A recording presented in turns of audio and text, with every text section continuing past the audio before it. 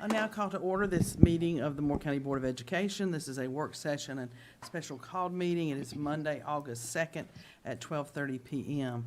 I'll entertain a motion to approve the agenda as presented. So move. Second. All right, all those in favor? Aye. Aye. Motion carries 6-0.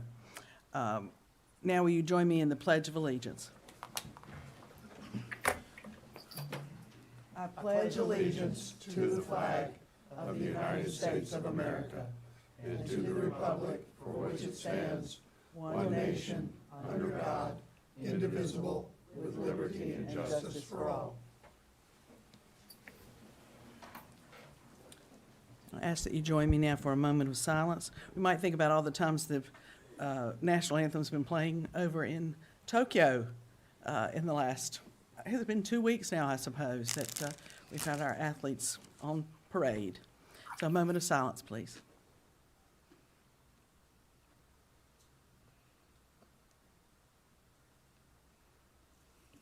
Thank you. Before we get into our reports, I'll go ahead and note that Ms. Caldwell is not with us today thanks to an outbreak of COVID within an immediate or a family member, and Ms. Thompson is on her way in and will be here shortly. She was delayed because she was keeping a grandchild whose daycare has had an outbreak of COVID. And my daughter called me as I was on the way in to say she had just been sent home from the community college thanks to a case of COVID within her department. So we will trust and pray that all who are currently involved in this kind of thing are well cared for. So we now move on to the report on the PowerUp Summer Academy. Dr. Grimacy. Yes, Madam Chair, at the board's request, we're offering a end of program report, and Dr. Metcalf and Ms. Gephardt will do the honors. Good afternoon, Madam Chair, members of the board. Before we get started, I would like to take the opportunity to thank those who participated in the PowerUp program this summer. Appreciate their work, particularly the teachers, the site coordinators, the social workers, the custodians, bus drivers, TAs, child nutrition workers, and of course the students who attended as well. Appreciate all of their commitment to the learning and to the students of the community. As you remember from our meeting in May, House Bill 82 was signed into law on April 9th, 2021, and required all local education agencies to develop a program that provides in-person instruction after the conclusion of the last school year. Priority was given to students who are at risk because of the impact of COVID-19. We were required to provide 150 hours or 30 days of instruction of at least 5 hours a day. We needed to give a pre-test to the KA students as they entered the program, and then a post-test at the end. We do have the results from that, and Donna's going to share that in a moment. Our focus of instruction, K2, was on math and reading, grades 3 through 8, reading, math, and science. In 9 through 11, we did credit recovery, biology, math 1, math 3, English 2, as well as enrichment in K8 in an encore period. We provided meals, we provided transportation, we provided a period for physical activity. We also provided some in-person social and emotional learning support. In addition, we took the opportunity to work on our transition from 5th grade to 6th grade and from 8th grade to 9th grade. Our new 6th graders this year got a start already. If they came to the PowerUp program, they had their classes on the middle school campus, and our new 9th graders had them on the high school campus. And so that worked very well for us for transition. Donna, can you give us some results? So as we look at PowerUp, we had 2,144 students attend. We had K4, over 1,000 students attended with an average daily attendance of 85%. We had 565 5th through 7th graders attend, 157 8th graders attend, and 365 high school students attended. So we're very pleased with this. We're very pleased again with the teachers. We saw small group instruction in PowerUp. We saw some really cool things. For example, at New Century, they ended up dissecting frogs in one of the science classes and talk about a lot of fun. The kids had a lot of fun. We had STEM activities. So we're very pleased with this. We had about 30% of our students that were anticipated to come based on meeting the at-risk criteria. Of those 30%, we had then open enrollment so that any parent could send their child if they so wanted to. So you can see we're very pleased with the attendance of our PowerUp Academy. If we look at the next slide, Dr. Metcalf mentioned that we had a beginning of summer camp assessment and an end of summer camp assessment.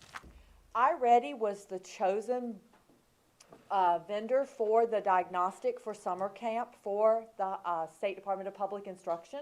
So we actually had iReady this summer, and you'll notice we have this number at the bottom of 1,248 represents students that started camp with and took an assessment that first week of camp, and then ended camp and had an assessment at the very end of camp.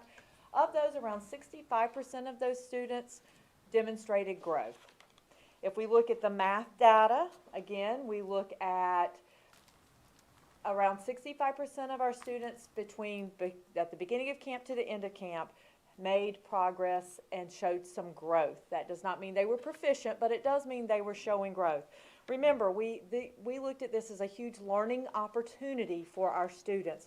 We know that coming in, some of them have been virtually. I think Ms. Carter actually talked to some gentlemen at Pinecrest who had been doing math virtually and said they were so glad for the opportunity to come back into the high school and have math face to face. So we will continue to work on our growth of our students, knowing that hopefully we'll see more and more back in classrooms. We will continue to use the iReady Universal Screener so that we are able to continue to monitor the progress of our students. Ms. Gephardt, very quickly, if you could. Yeah, I just want to add to what you said about the math students. They said that math was so much harder when they did it virtually, and that they had appreciated their teachers' responses when they had emailed a teacher needing help. But the difference between that and being in the classroom was the instant feedback that they got. And they said this as they slaved away under Jennifer Kearney at Pinecrest High School. And if you know anything about math teachers in our high schools, you know Jennifer demands the best. She does. To clarify, Ms. Gephardt, does that mean 35% of the students met no growth, or did they not meet a growth standard? They did not move forward. There might have been a little bit of growth. We also noticed, and this is what's great about this program, we had some students rushing, and it will send us a flag like if students rushed through or they felt like they did not have the amount of time. But due to the limited time of summer camp, we did not go back and retest to determine if there was actual growth with that or not. And did attendance figure into that? Oh, it did. Okay. Attendance definitely had an Or impact. perhaps the board will be interested in ask some questions about that later. If we look at our 8th grade, we had 57 8th graders attend our 4 high school campuses. We had for them the opportunity as a rising 9th grader to participate in the Success 101 course. That course is a course that develops time management, which we know a lot of kids need. It helps them with organization, how to organize material, how to get ready for having lots of courses and more independent learning within the high school. So it really is a course that develops them to be successful. This course was provided by GradPoint, which is a program that we have. And you'll see there that we do have several of our rising 9th graders that will actually have a high school credit when they enter the high school. So we're very pleased with that and their success in this course. We look at our 9 through 12, we had 365 students who took at least 1 or more classes for credit recovery, but at least 1. And you'll notice around 85%, and this is an estimate because they literally finished on July 29th. And we do know that there's some kids who are still, we're allowing them to, if they were working and showing progress within their course for credit recovery, we're just letting them continue to work on into August if they chose to do so. So we're very excited about the fact that we have students who have recovered credit so that they're on track for graduation. And I'll turn it over to Dr. Metcalf to sum up. Sure. At the May 3rd work session, we had estimated the cost of the PowerUp Academy this summer to be just under $2.3 million. The costs are still coming in. There's still some bills to pay this week, going into next week, but the actual costs are expected to be slightly lower than this estimate. And of course, this is being covered through the Read to Achieve and the ESSER funding that was approved by the board. We're happy to answer any questions that you may have. Yeah, excuse me. I understand the ESSER funds, the need to achieve funds came from where? Is that a grant or whatever? It's from the Department of Public Instruction. Each year, under legislation, we are required to offer a Read to Achieve camp for first, second, and third graders. Oh, read to achieve. I Read thought to you said achieve. need to achieve. No, Okay. the Read to Achieve camp provided us with the opportunity, roughly, and I'm doing this, 249,000, somewhere in there. And are we, and maybe this goes to the superintendent, are we budgeted with ESSER funds to do this next year? Or is that still up in the air?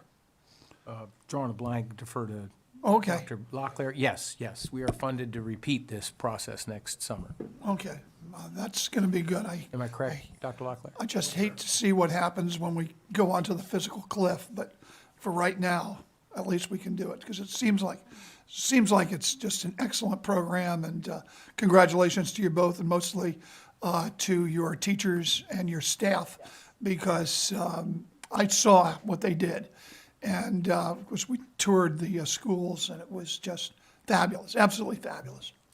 Thank you, Mr. Lee. I might add, it's currently being highlighted on EdNC, I think is the website that's highlighting Moore County and Carteret County as well because of the quality of the programming. And Mr. Holmes and Mr. Levy and I took a pretty extensive tour up at Pinecrest. And of course, I also got the opportunity to see the Exceptional Children's Extended School Year Program as well, which is quite intensive. And Of course, Superintendent Truitt also toured several of our schools and looked through the program and commented to that at one of the state board meetings and gave us quite a commendation for the work that was being done in our schools. well, the children that I heard from, and I did hear from some, said it was a whole lot better than school. But even that, it was a whole lot better than sitting home with nothing to do. Yes. Said I never when I was attending school. You know, different worlds, different worlds. You know, you were probably never quarantined at home for a year That's where true, too. you didn't get out either. So that, I know several of the children I spoke with had been only virtual, and they were just delighted to be around friends and out and moving. And I heard good comments on the food. Everybody said the lunches were good, so I don't know what they're doing, but since we're going to be continuing lunches and breakfasts this fall, hopefully that enthusiasm will continue as well. One more question. The exceptional children's portion of this, was that also covered by the same funds, or were those different funds? So that's the extended year program. Yes. That's why it's an extended school year program, and that is funded differently through EC funds from the state that maintain that program. So that's separate than this. That's a Okay, so separate that program looks from our like- PowerUp. That looks like it has more, it's gonna be with us longer. We've been doing that for a number of years, and we Okay. continue to do that, and required to do that each year. Okay, so it's the PowerUp program that we're gonna have a physical cliff on. Yeah, thank you. Mr. Hensley? Just one comment and a question. My comment is the Carolina Journal published a report that they surveyed 1.4 million U.S. Students, and they're calling it the pandemic gap. On average, pandemic-era children are 4 months behind on reading and 5 months behind on math. So things like the PowerUp Academy are important to close what they're calling the pandemic gap. I do just have one question. Were there any COVID outbreaks or COVID quarantines during the PowerUp Summer Academy? Yes, sir, there were. We did have one class that I think we needed to quarantine a class, and we had other individual situations where we needed to quarantine. Okay, thank you. Other questions? Job Hey, well Mike. done. Ms. Caldwell? Yes, Ms. Yeah, Caldwell. I'm sorry, Mr. Metcalf. If you could just speak up louder when you talk, you're fading in and out, so it's a little hard to hear you. My apologies. Thank you. Was there any piece of the presentation that you'd like us to repeat? No, I just didn't hear what you said to Mr. Hensley. Yes, we did have one class. Mr. Hensley asked if we had any classes or any COVID outbreaks that we needed to manage throughout the summer. And we did. We had one class that we needed to quarantine, and we had individual other situations we needed to manage as well. Thank you so much. I have to add, I'm especially pleased to see the credit recovery numbers, because keeping kids on track for graduation makes them feel much more successful as they go on. So I'm guessing there's some guidance counselors scrambling now to redo student schedules to get them moved on to the appropriate class. Absolutely. And hope to see their continued improvement. Any other questions? All right, then we will wrap that. Thank you very much, and thank you to all of our teachers that didn't take the summer off. Not just teachers, everybody that was involved. Madam Chair, we'll switch out Dr. Metcalf for Dr. Locklear and Ms. Diane Fay for your update on our social studies curriculum planning. Thank you. Thank you, Dr. Grimsey. Madam Chair, board members, we're here to give a brief update on the continued work of our social studies teachers and social studies curricular team as we prepare for the beginning of the school year. Based on your action that you took at your last board meeting, that as we continue to implement the social studies standards, we would implement the curriculum of last previous year in grades K through 8. We would implement the new classes, civic literacy and world history standards that are required for graduation, keep kids on track for graduation in our high school, and the new course sequence, and then curriculum that was used in the previous year on other courses. So just give a brief update on that work, and for us to show you the social studies website that our communications team has put together for our stakeholders. We'll just have a brief presentation, and I'll turn it over to Ms. Gephardt to walk us through that. So I always like to remind everyone about the curriculum ongoing cycle of the summer refinement, which is what we did in June and July. We really take a huge dive into looking at curriculum and how we support our teachers. Then we have the professional learning teams that we meet consistently with. We go into schools, we have the conversations, and then there's professional development that we provide. I say that to say that what we will start doing is time stamping our curriculums so that if we do have a major change in something, so you'll notice on your documents that you saw 728 because that was when they were last put together. So as we change, we want our stakeholders to be aware that there have been changes to that curriculum. But it's an ongoing process. So on July 12th, after the board took action, Ms. Fay and myself, we sat down, we looked at the curriculum documents from the 2021 school year and felt like we needed to refine a little bit to add some additional supports and materials for our teachers. So we had a team come back in last week to work on the K-8 documents so that they were truly quality documents to be able to use in this coming school year. The world history and civics literacy, which are to be taught this school year, we have provided you with the civic literacy course. This is to help us stay on track with graduation. And I want to refer to what Dr. Locklear said. The other two high school courses, American History 1 and American History 2, will be from the previous curriculum standards. So you received with your board documents the civic literacy pacing guide, the unit guides, and the task analyses. World history will be coming. We're planning on August 12th for the world history to pull everything together and have all of the little, all the documents and resources provided for that. But you will see with that, the pacing guide lets our teachers see when to teach which unit. Then you had the unit guides, and the task analysis, remember, is for us to sort of know what we need to teach and the depth of where we need to teach it with the verb. So these are the documents that you received. We are also very excited, working with our communications department, to have our new website and stakeholder feedback portal. So Ms. Laura May is going to share with you the documents that exist on there and what this website looks like. Good morning or afternoon. So we created this page to let the public be aware of the process and how the implementation of the new social studies standards is happening in Moore County schools. So we have all of the board presentations here, from newest presentations to the first one that happened in May. And then we have all of the North Carolina DPI unpacking documents, so this is all the information from NCDPI, and then their additional resources. And then we have the selected Moore County school resources that Ms. Gephardt just mentioned, the civic literacy, and then the world history will also go here. And then at the very bottom is a form where the public can provide feedback after reviewing this material. They can then come and provide feedback on what their thoughts or feelings are towards the material.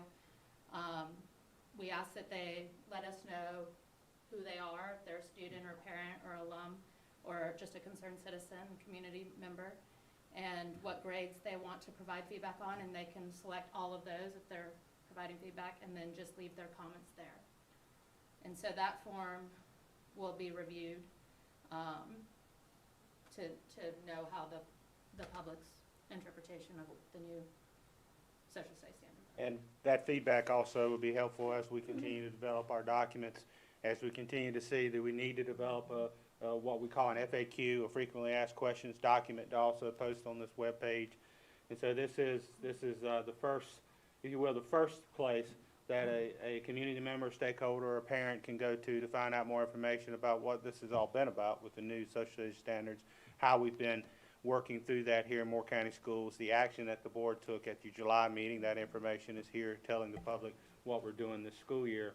And that's why the selected resources that we are putting out on this webpage are those new courses. We want folks to see exactly the pacing guide, the unit guides, the task analysis of those two new courses, and how we're the curriculum resources we put together to support our teachers have put together to support those new standards and those new courses. So that's just a quick debriefing on the work that's happened since the last board meeting. We'll continue to keep you updated, as we've noted before, through board meetings as appropriate, through board updates and other mechanisms. So certainly open to any questions that you may have. And I just want to add, to find this page, there's a short link that's www.ncmcs.org/new social studies standards. But it is also located under academics and then social studies and under the resources. So that is where you will find that. Okay, Is there, I'm sorry, but is there any way, do you think, that we could make like a little shortcut tab, like where it says announcements or something, to put it right there so it'll grab people's attentions? I mean, is that possible? I mean, just to make it easier Go back to the homepage. Yep, so You go back to the homepage, it's usually on the right of the, under the announcements Yeah. area, we could certainly place a link there. yes. is this open to the public as we speak? Yes. Okay. I want to congratulate all of you because last meeting, you said that this wouldn't be ready to the public until September 1st. And apparently, it's ready today. So that is fantastic. Subject to some additions and So subject- refinements, yeah. so- No, there's no question that it's a thing in progress, and that it's going to be changed, and there are other things about it, but you've apparently been working extremely diligently above and beyond to make this available to the public so that the public can see this before the beginning of the next school year. So for that, I mean, I haven't had a chance to look at it, so maybe at the next meeting I could have some questions about it. But so far from what I've seen, I just wanted to thank you very much. Yes, sir, and it's still our goal that by September, we'd have every curricular resource on a forward-facing website by September. So that may be what's sticking out, is that September date is too, but we're still working on that, and that's every curricular resource, not just social studies. So that's a pretty big lift as well, but our folks are working on that ongoing. And that'll include the K through 8 social studies It will. curriculum It will, that is yeah. the current curriculum. So you're talking about the curriculums for all grades All and all subjects? Yes, sir. K through 12? Yes, sir. So that all parents will be able to just go to this website and look for their particular student's grade, or first, second, third, and they can see not just the courses they're taking, science, whatever, but they can also see the curriculum within that. Yes, sir. That is just absolutely, what did you say? Did you say Said that's awesome? Yeah, that was really Awesome, you know, a little bit younger than I am, you know, but I'm sorry, he's Bob. right. It's groovy, Bob. It's yeah, it's groovy. It's in the groove, man. 23 streets. 23 Skidoo, yeah. It's, well, you know, Abe Lincoln, my friend, just before he went to the theater, decided to use that phrase. But anyway, I wanted to thank you, and that's ncmcs.org.new social studies curriculum / new social studies curriculum. slash / new social studies standards. new social studies standards, all one word. Right. Okay. And we Thank can you. have a shortcut. And we can have a short link placed on the announcements. I would hope, as you talk about the short length, that, and if teachers and our specialists are doing all this work on all the other curriculum areas, that we get the notice when English is up there, or when K-8 math, or whatever it might be. I just want to know who's doing all the inputting into the computer to link all of these Is that you? resources, because I've been through it all. And, you know, it links you to inquiry questions, it links you to audiovisual aids, it links you to discovery questions. It is absolutely amazing. Because I'm old school. When I reported to teach, they handed me a textbook and said, here, this is what you're going to cover.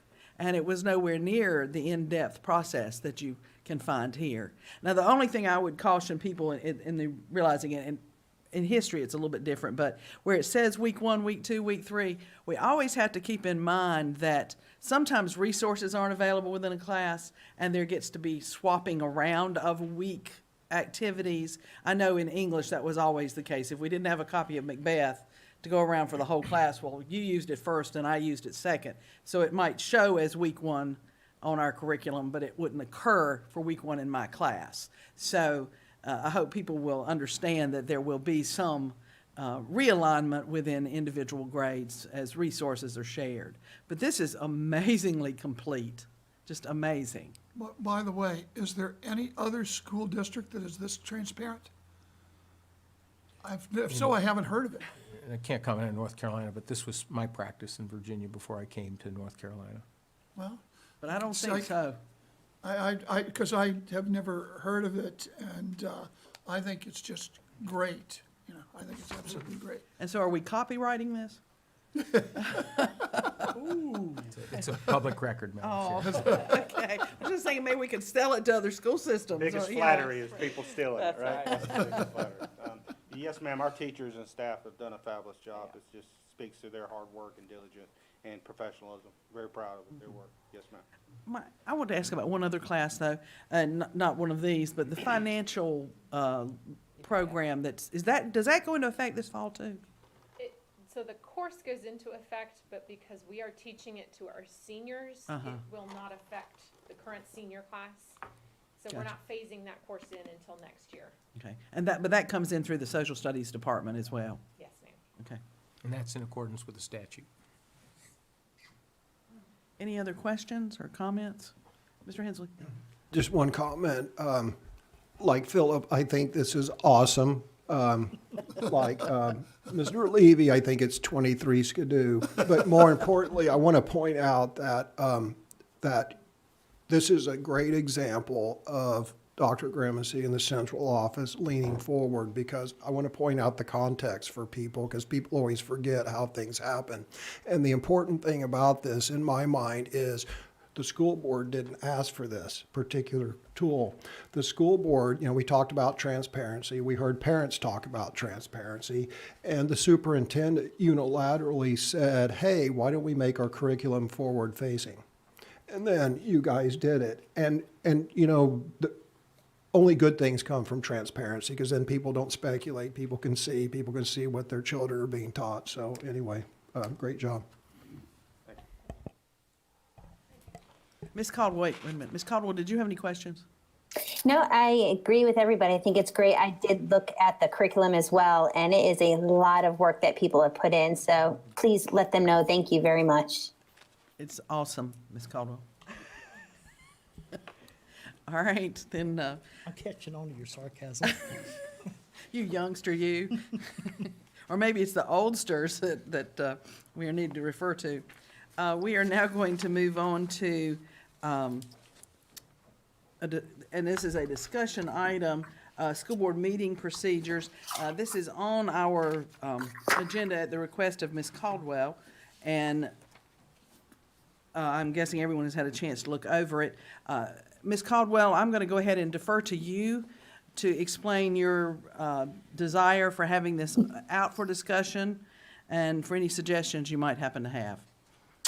Yeah, well, as you can see, the summary pretty much kind of states the ideas that I was looking at. As you know, having a meeting till midnight, 11:30, making decisions at like 10 o'clock, 11:30 at night is just not mentally healthy.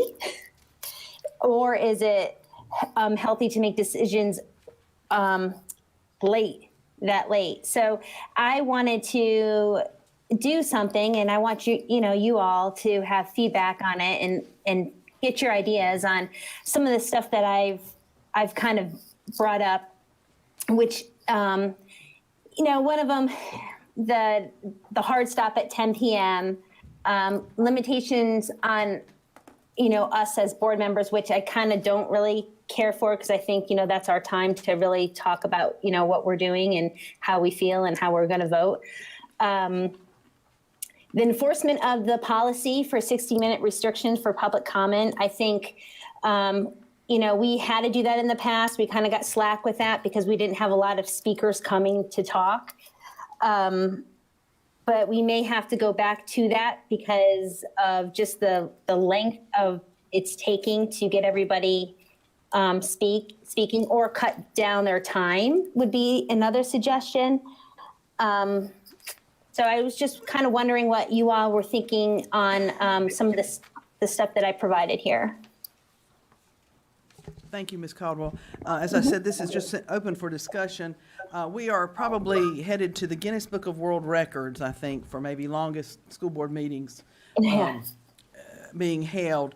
And so I wanted to bring back up the fact that we are, as a board, considering the business of the school system. And we need to make sure that we complete that task in a timely and very dedicated way.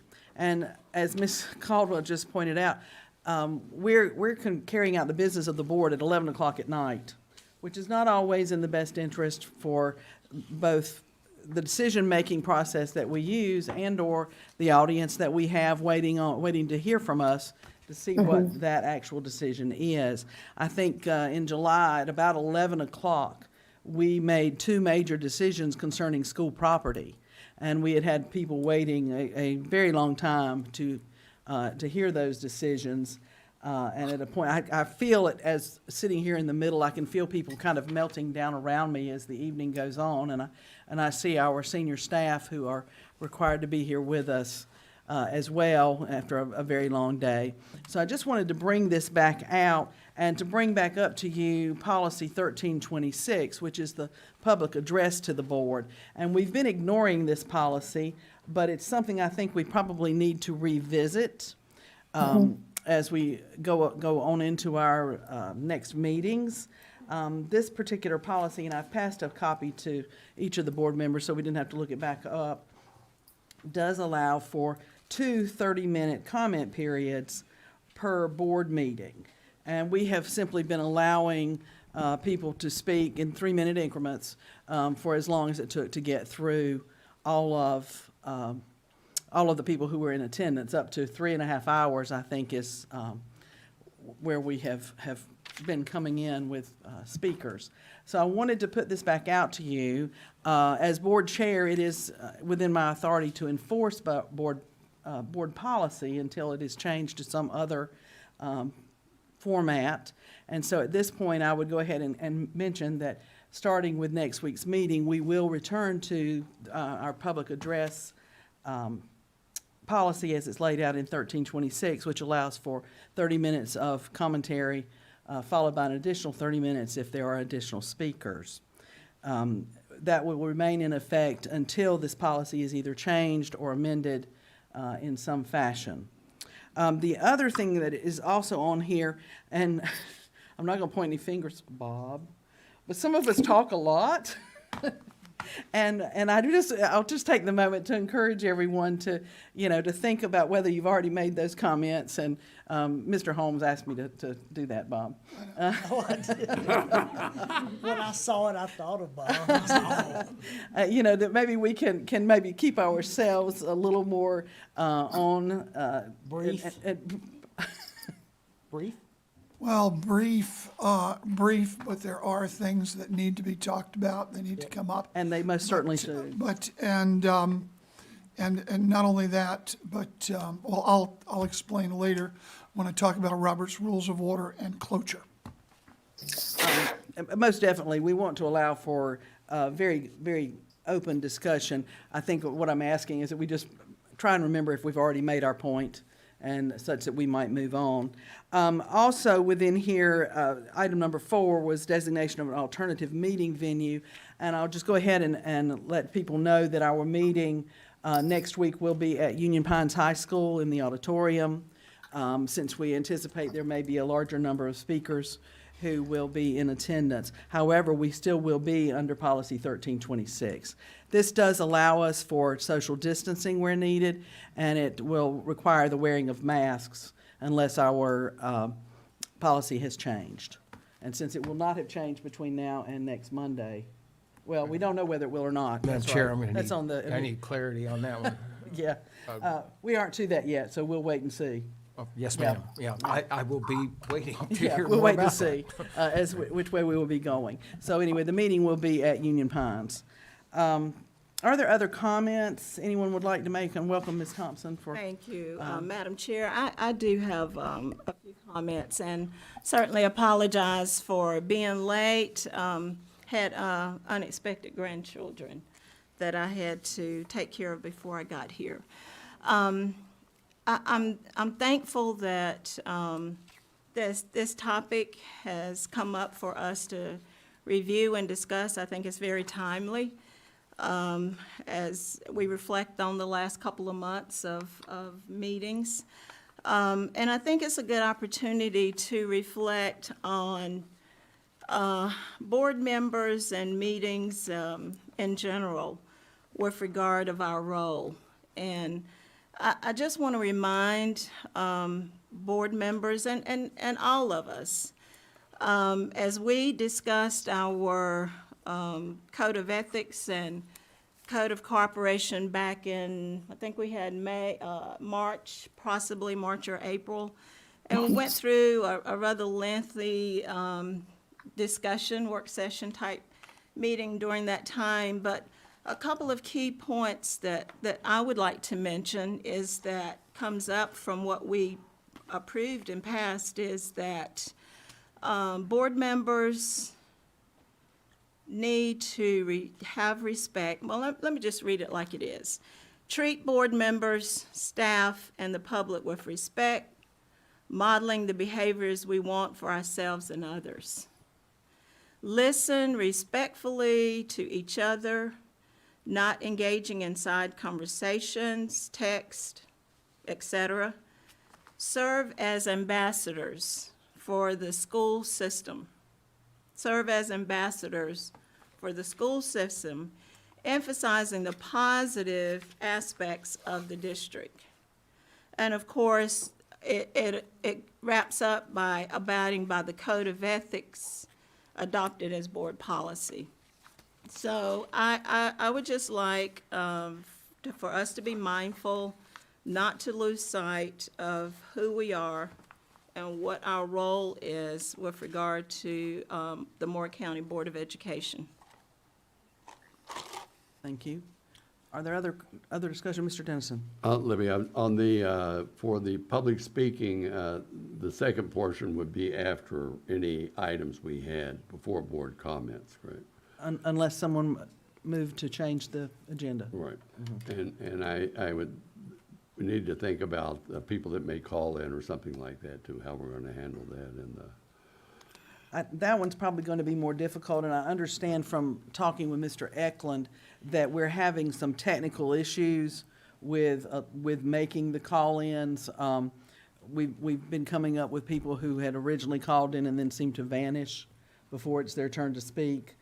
So as our policy states, that is included where technology can be deployed. So I'm not sure exactly how that would work at I'm at just thinking an about what alternative section, locale. what section we wanted in the first part or the second part. It's something Oh, I understand what you're saying, yeah. And the other comment I have too, I consider myself as a board member, I don't care what I'm doing or where I am, 24/7. And I feel that that's important that all board members do that and not, you can't separate yourself from being a board member no matter what else you do. Just remember that. You're an elected official, it doesn't matter whether you're at work or whatever you're doing, you're still a board member. Mr. Holmes or Mr. Hensley? We haven't heard from either one of you. I have a couple observations. On the public speaking part, I believe that the public has a right to be heard by the Board of Education and every board. And if we're going to give one member of the public 3 minutes to speak, then we need to make the same available to all members of the public, regardless of how long it takes. Secondly,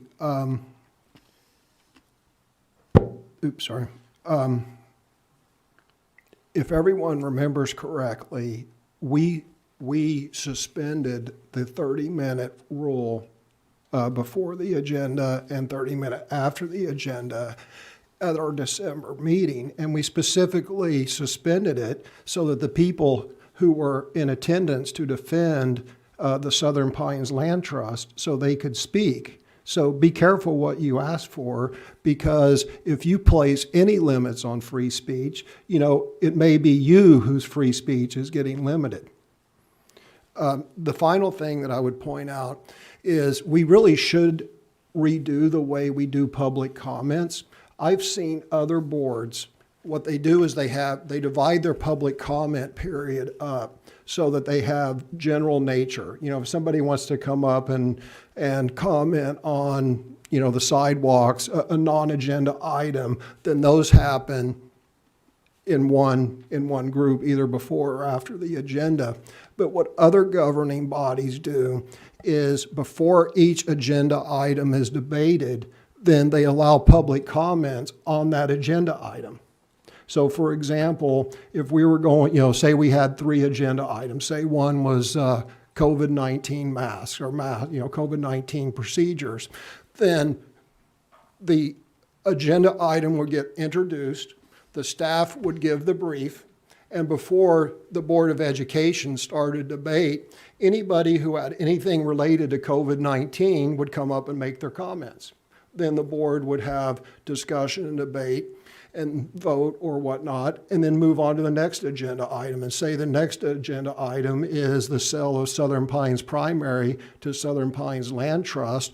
Then the staff would give their brief and everyone would hear the brief, and then anyone who had any comments on that would come up and use their 3 minutes to discuss the sale of Southern Pines Primary to Southern Pines Land Trust. But they wouldn't be allowed to talk about another agenda item. So I think that we can reorganize our public comment period to make it so that the comments are made in line with agenda items and not just en masse, at the beginning or ending of the meeting. And as we pointed out in the December meeting, it's absolutely unacceptable to expect people to have their 3 minutes say at the end of the agenda after we've already discussed and debated and perhaps voted on what they came here to speak on.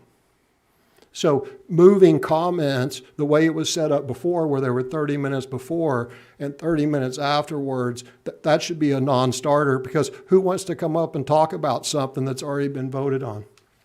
So that's my thought on the public comments. The length of the board members' comments, There's already several parliamentary procedures to keep and stop someone from speaking. So we just need to brush up on Robert's rules. And if somebody is droning on too long, then there's a procedure to get them to stop. And if the majority of the board votes that that person shuts up and we move on, then we do that motion and we vote. We don't need to put a policy limiting the free speech or the duration of board members. And then finally, on the venue change, I think we should change venues. In fact, I think this should be shut down, and we could take some of those people out there who are in trailers and put them in offices down here. Why do I say that? Having our board meetings out at the different schools has all positive attributes. One is it gives an opportunity for people to see our facilities, good, bad, or indifferent throughout the county. Two, it gives others throughout the county more opportunity to attend. If we have a school board meeting in Northmore, and then we have one in Aberdeen Elementary, and then we have one out at McDeeds Creek, and then we have one at Union Pines, that only encourages community participation, and it also gets different members of the community together to meet each other and discuss things. So moving the venue around is healthy for many other reasons, and we've been negligent in not moving it around, and we've certainly been negligent in intentionally the last two meetings keeping this venue when we knew there'd be people in the hall and people outside in the sun and able to hear the proceedings. So obviously I'm in favor of moving the venue, but I'm in favor of permanently moving the venue. Thank you. Mr. Holmes? Yeah, I think some on what David's talking about, I think it is smart to look ahead and go to these different schools to have these school board meetings. I know it's going to be a little bit challenging for the IT staff, but getting out there and with the community, it does show involvement. It shows transparency. I mean, it's good things. I like it. As far as limiting people to speaking, I'm okay with staying for however long we need to. That's all I have to say. If I can sum up some of what you guys were talking about, David, you had some great ideas. But the only issue I see with that is if someone wanted to speak on a certain situation, they would have to stay for the whole entire meeting because they don't know when that is going to be up for discussion. And that could be for parents, having children, that may be a little bit harder for them. The other thing too about going to different venues, you guys have to consider that's going to cost money. It's going to cost money to put the electricity on in that school. It's going to cost money to have more police officers. It's going to just cost more money to do that. I think once in a while, if we know something big is coming up, I think that's great. But as far as changing it all the time, I think that it's just a waste of money, in my opinion. And also I wanted to bring up too, is that we have to remember that we are a business meeting and it isn't a public forum. As much as we want to listen to, and I want to listen to the public, they have plenty of chances to call us, email us, talk to us directly. And that, speaking at a business meeting is just another way for them to talk to us. And I think that's all I had written down here. Yeah, that's it. Okay, thank you. Mr. Levy, do you have a comment? Yes, just a couple of very brief things. Number one, I would tend to disagree. This is a public forum. And I believe that every single member of the public has a right to come here and talk to us face to face. And I'm one of the people who, several people will come and look me in the eye and tell me that I'm a pretty bad person. Some will tell me I'm a good person. Some will tell me I'm a bad person. But as a public servant, that's what I'm here to listen to. And that's my lot in life, and that's the reason why I ran for the school board. I might also caution everyone that if they have seen, not Fairfax County, but Loudoun County, okay, where they tried to stop public comment, it got rather ugly.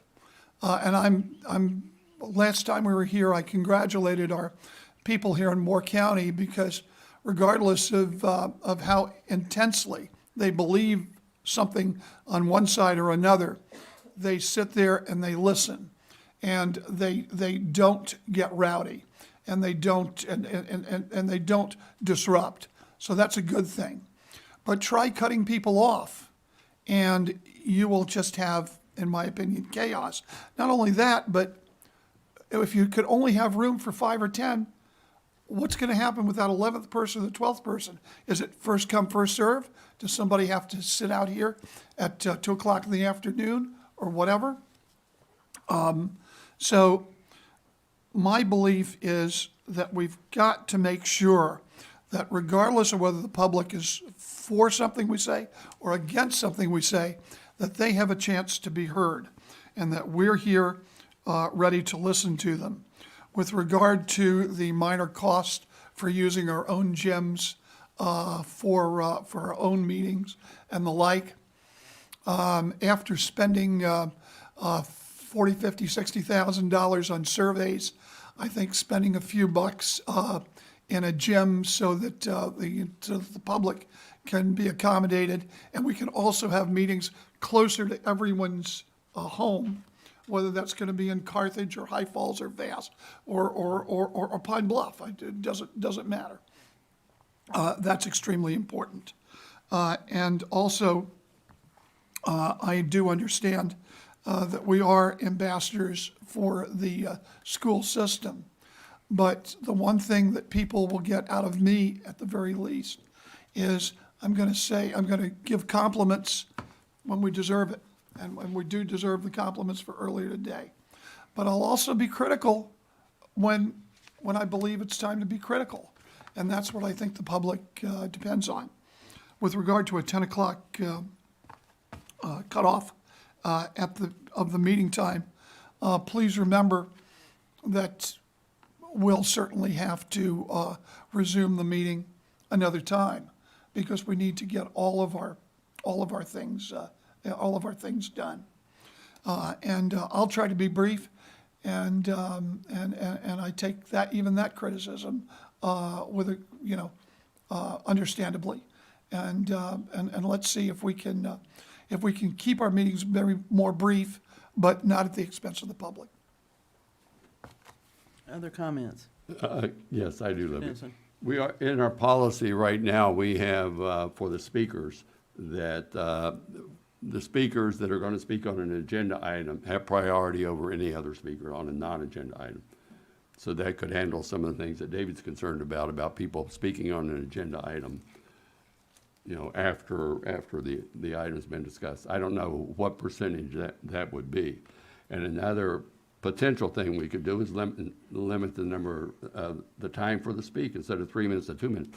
I mean, if somebody can't say, actually, if they can't say what they want to say in 1 minute, it could be too long, but that's just something to consider too. And as far as continually moving the meeting, I think it's important that we move the meeting if we know we're going to have a lot of people, but if we don't know we're going to have a lot of people, and that will probably be true a lot, we don't have to go to another venue to do that. And believe you me, our public is not afraid to let us know what's going on, let us know how they feel.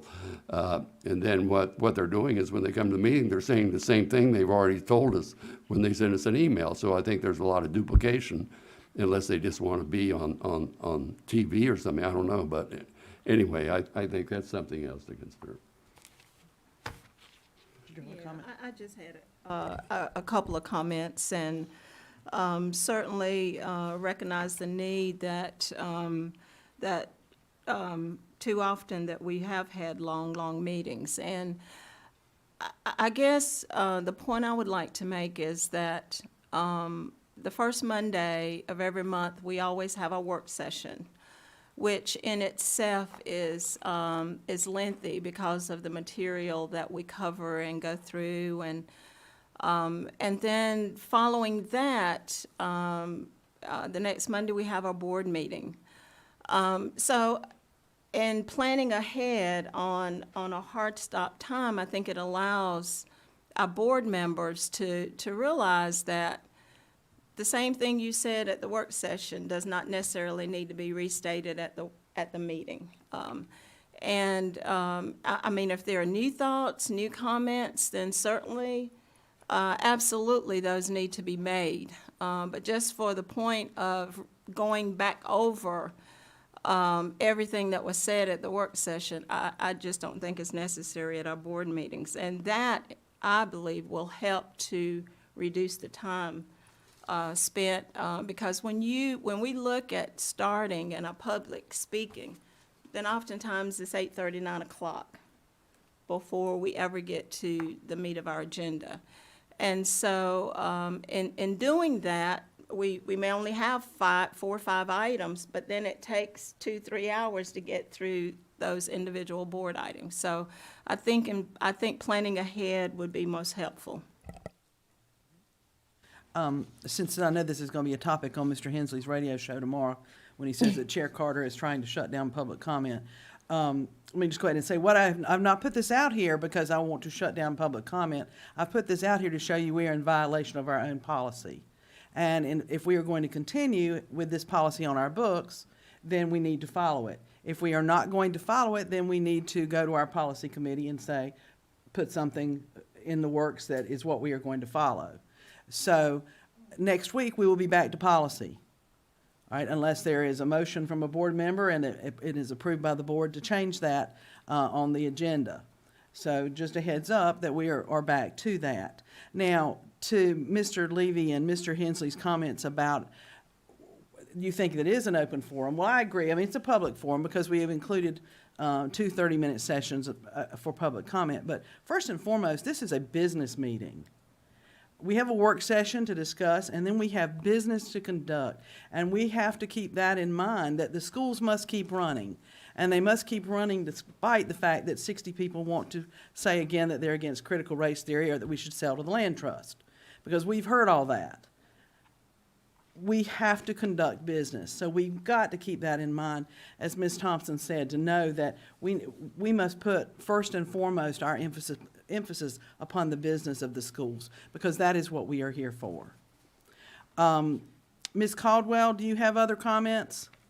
My only other thing would be if we change that policy to let, everyone speak, then I suggest that we start much earlier, so we can at least get out and get home at a decent time. Because getting home to me at midnight and then I have a job. I mean, I know some of you are retired, but I actually have a job that I have to go to. And then when school starts, I'm going to have a child to get up at 6 o'clock. So those are just really hard days. And I get that I signed up for this, but I didn't sign up to be here till 1 in the morning or 12:30 at night. And I know that half the staff that's working doesn't get paid to do that. So, I don't think it's fair for them either. They have lives and they have family, and they're doing it because they have to, not because they want to. Thank you. I might also add, my understanding with parliamentary procedure, and Mr. Levy, you can help me with this as well, is that every board member is entitled to talk 2 times on every item for up to 10 minutes per time. Yeah, that's how Robert's Rules has it laid out. And you get 10 minutes and everybody else gets their 10 minutes, and then when you come back and everybody else can have 10 minutes again. So if you want to make these really lengthy, we can really do it, because that allows for a lot of discussion. I think that's what I advocated for, is let's follow Robert's Rules, and it has self-governing. I mean, Robert's Rules has governed bodies such as this for hundreds of years. We just need to use that. You can call the question, when things get repetitive, someone can call the question. You can have a vote on calling the question. That's cloture. And then you move to an immediate vote. And that's the way that Robert's Rules works. And it works fabulously well, by the way. But they can only call the question if they have the floor, and if you're in the middle of speaking, they don't have the floor. No, actually, they can call the question while someone else has the floor, and they can call a point of personal privilege, which takes precedence. There are ways to do it. But the bottom line is that we're not going to each speak for 10 minutes on every topic. That's not going to happen. We'll try to keep it brief, and maybe the chair can say, let's try and keep it brief. And, everybody can take a, can take a hint too. But the bottom line is, for the public, let's not keep it brief, because there's a phrase in entertainment, for everyone out there, it's opening night. And what that really means is, for everyone who wants to talk to us, this is their opening night. It Can I is call the important to question them. now? Yes, you can call the question. I'm done. I would just like to make one other comment. David, you made a comment about the meetings and people wanting a menu, that we have legal requirements of having the agenda and location posted 2 days in advance of when we actually have the meeting. And in both of those cases, it was not that far in advance. Did you have something else, Mr. Henson? Yeah, I just have responses to a couple of things that were said while we were discussing this.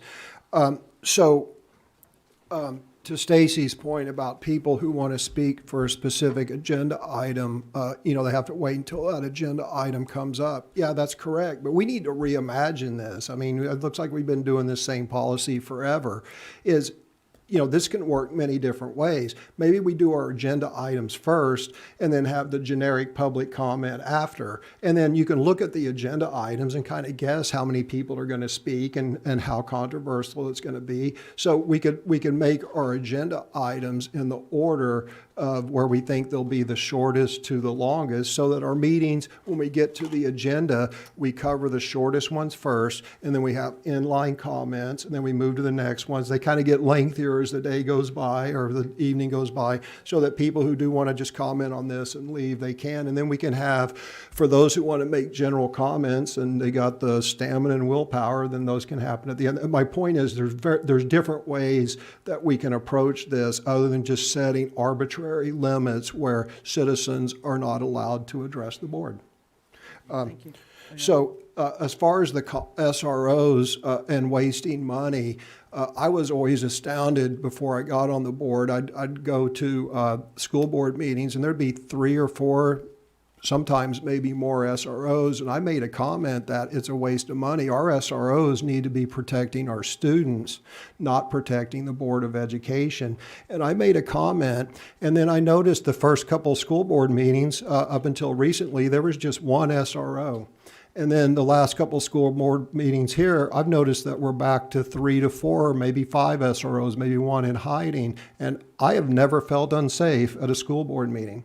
And I have never felt unsafe being around my fellow citizens. So I'm really unclear why we ever have more than one SRO. Shoot, I mean, I haven't been to a Southern Pines town council meeting in several years, but I used to go, and they'd have no officers there. I mean, the chief of police wouldn't even show up. So I'm unclear why we have so many SROs, because I don't feel the need to park around back. I don't feel the need to be escorted in and out by SROs. So anyway, I think we have too many. And then as far as restating comments between work sessions and business meetings, there's only one problem with that, Pam, and not trying to be combative at all. The problem is the public pays a lot more attention to business meetings. And in fact, I've gotten where I say less during work sessions and more during business meetings, because if we all say everything that needs to be said on a topic during a work session, that puts it in full context. If we show up at a business meeting and just vote, the public who don't show up, I mean, this is an exception. I'm glad to see everyone here. I mean, it's kind of a preview as what's going to happen on the 9th. But, the public doesn't get the context, and they don't get everyone's full views on it. So to the extent that I restate things, or we all restate things, in my case, it's so the public understands our full thinking, thoughts, and the background on items. So that's it. Thank you. Just wanted to add one other point about going out into the other schools, and this is something Ms. Caldwell didn't mention. One thing we have to remember is that as she said, it does require a lot of manpower to get us set up in an auditorium or a cafeteria or multipurpose room as we go out. But we're able to do that this coming week because school is not in session at Union Pines, and we won't be disrupting anything. But once school begins on August 23rd, anytime we take a meeting onto the school campus, we shut them down for a day. Because we take over their gym or their auditorium or whatever it might be in order to allow our IT people the time and space to get in and set up. So we have to be cognizant of the fact that we inconvenience classrooms that meet in those areas when we take over the campus. So it's just something to consider. We've had some very good meetings out in public venues. I didn't too much enjoy the courthouse because their sound system is terrible. And that was the comment that we got over and over, although, you know, we could go to the courthouse regularly, but it was very difficult to hear all of us. Just as it's very difficult to hear the county commissioners when they meet. So it didn't turn out to be the best venue for all concerned, but something to keep in mind.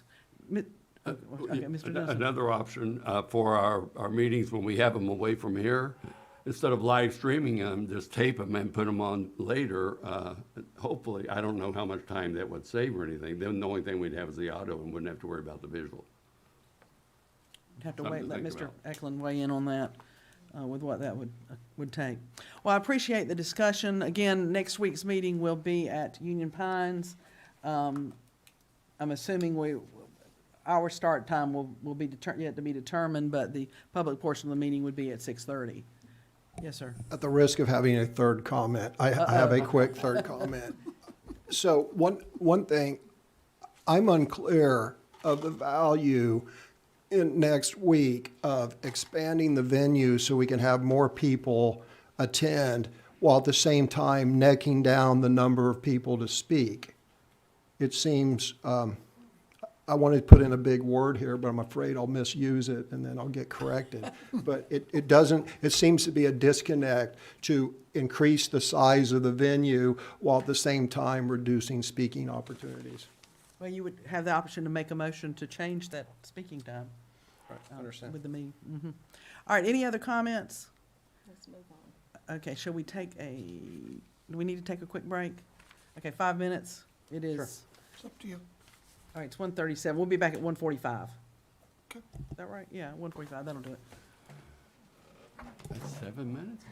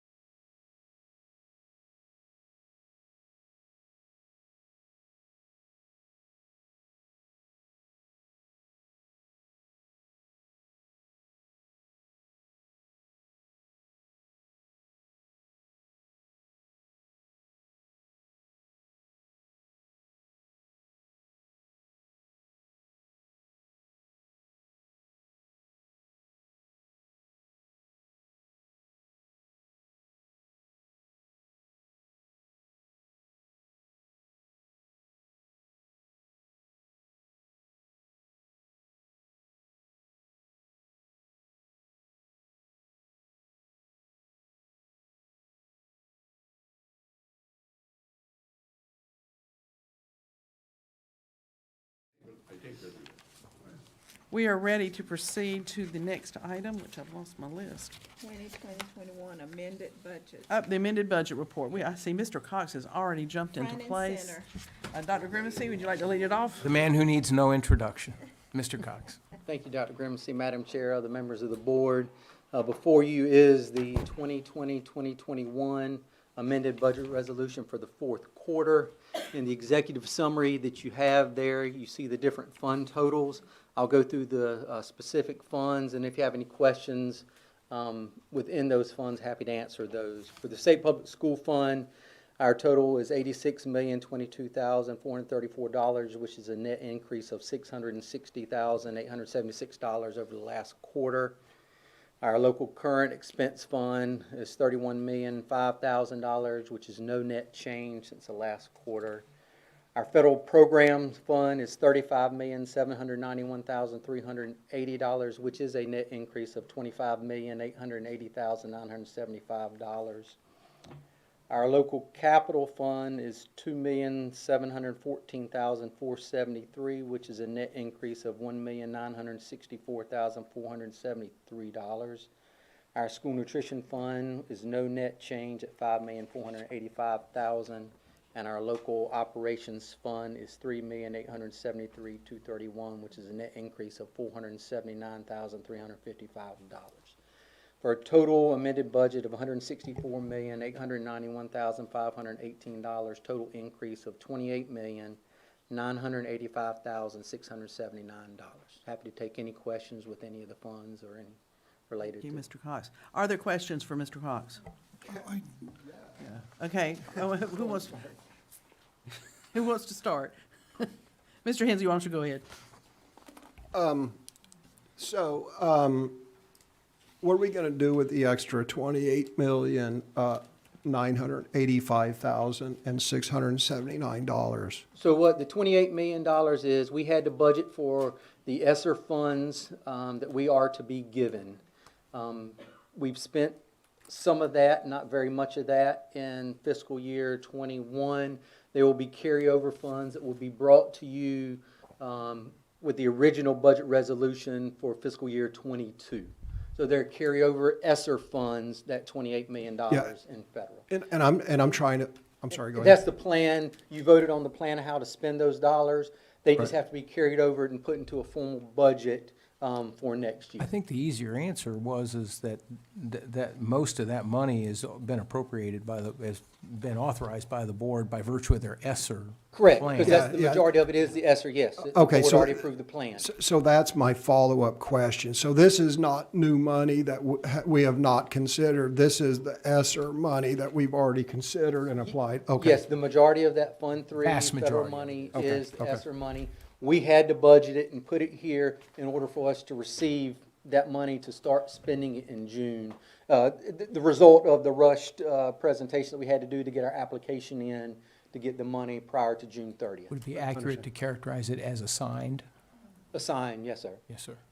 Okay. Over Okay. the So next this is 3 a years. reflection of the ESSER money. This is money that will be spent out over the next 2.5 years, yeah. Okay. It's not additional unconsidered money. Correct. Sir. Okay, thank you. Nothing new. That's wishful thinking. He just found it. I was wondering why people weren't as happy as I was, but Mr. Levy, do you have a question? Yeah. Do you regularly communicate with Mr. Vest on our expenditures and the like?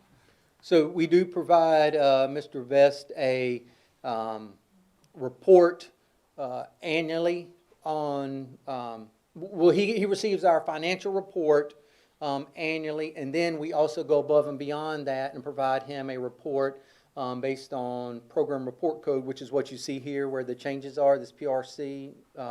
And then we're in communication with his staff on a regular basis throughout the year. And I communicate with him regularly. Well, one of my problems is that, at least in talking to at least one member of the county commission, they seem to believe that we're not spending all of the money that we appropriate. That's not true, is it? I mean, we're spending it all and we're spending it on time. Am I correct? So the financial report dictates or shows what we spent. like, I believe it was last year, fiscal year ending June 30th, 2020, we put in about $600,000 into fund balance from the county money that was given to us. And they get that report every year, and they can see what we spend or don't spend. And then we provide them a detailed report on our spending every year as well. I think they're So- confused by the money we can carry over from year to year too. They don't understand. So they do see what we spend on an annual basis. Like I said, we're in communication with his staff. I don't communicate directly with him normally. That's what Dr. Grimacy does, but we do communicate with his staff, and happy to answer any questions they have at any time. I just want everybody to think about this, that I hope that communication can be broadened just a little bit, because I think they believe over there that we've got more money than we do. That's just, I think that they have that kind of a feeling. And we certainly need a lot more money than we're getting.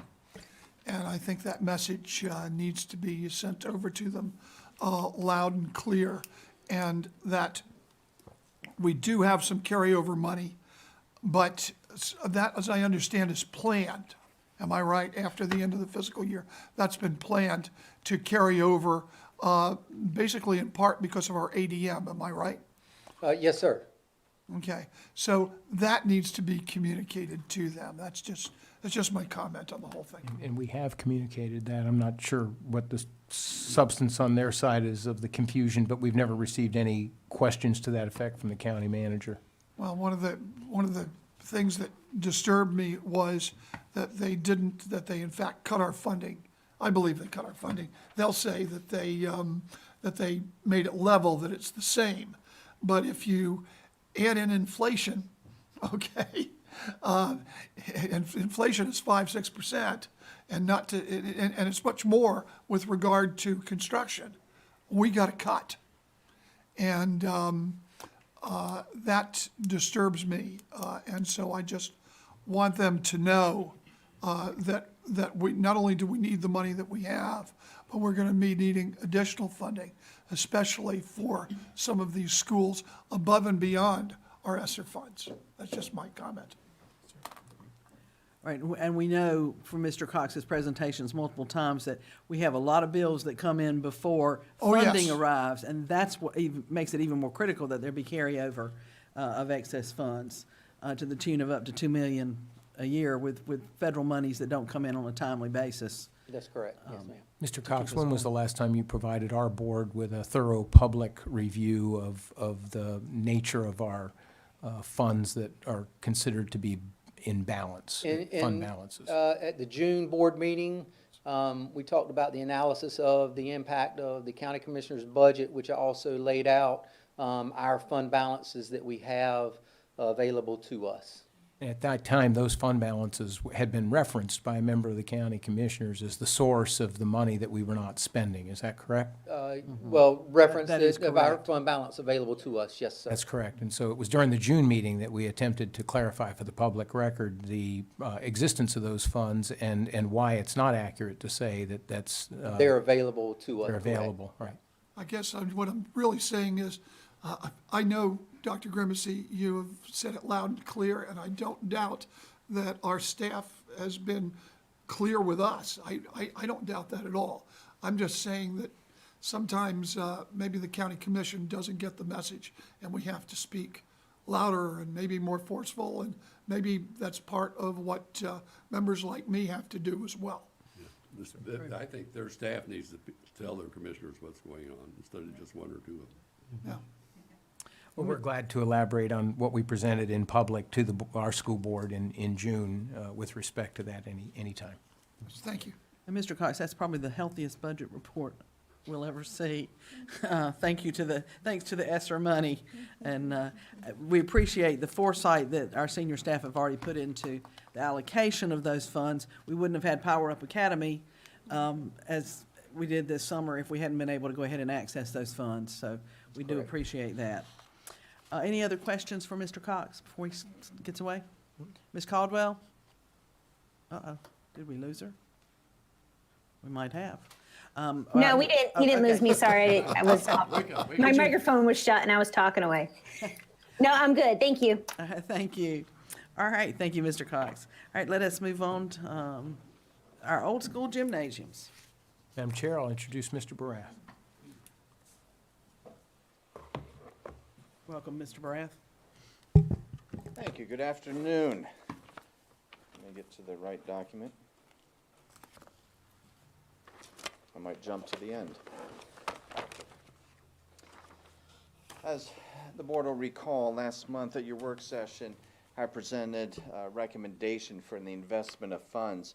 These funds consisted of, as Andrew introduced, some of the ESSER 2 and 3 federal supplanted funds, and also the county commissioners' bond premium funds from the sale of the bonds for the 3 elementary schools, Aberdeen, Southern Pines, and Pinehurst. Combined, these total just about $13.5 million. In response to my recommendations, board members in their discussion and dialogue indicated that their interest is in a plan and to consider formal action to move forward with the modernization of 6 gymnasiums. And these are, again, to remind everybody, at Cameron, Carthage, High Falls, Sandhills Farm Life, Vass Lakeview, and Westmore Elementary. So at this point, staff is making a formal recommendation to the superintendent that the board approve the funding for modernization of school gymnasiums at these 6 elementary schools using the $5 million ESSER supplanted funds.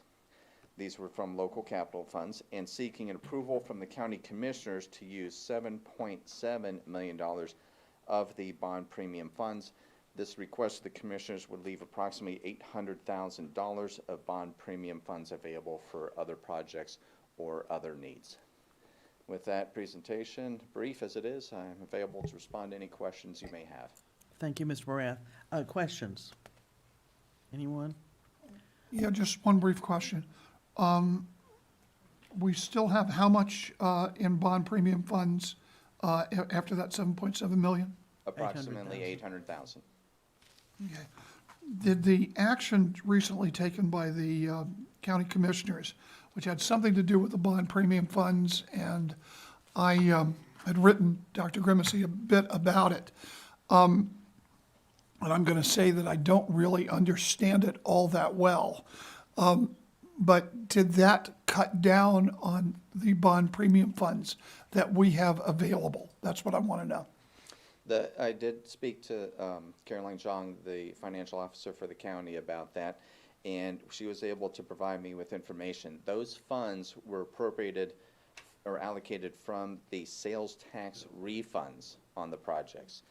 The amounts were, for Southern Pines project, $243,215 of sales tax refund money was allocated towards that. From the Pinehurst Elementary School, $132,078 was allocated from that. And for the Aberdeen Elementary sales tax refund, $543,870. Now these are total. These are for both fiscal years. It's a total that I just read to you. So between all 3 of those total allocations, it's $919,163 from the sales tax refunds that has been allocated to the digital fund. But the specific answer to Mr. Levy's question is yes or no. Does it affect the total amount of bond premium money available for these projects? It does not. They did not touch that fund.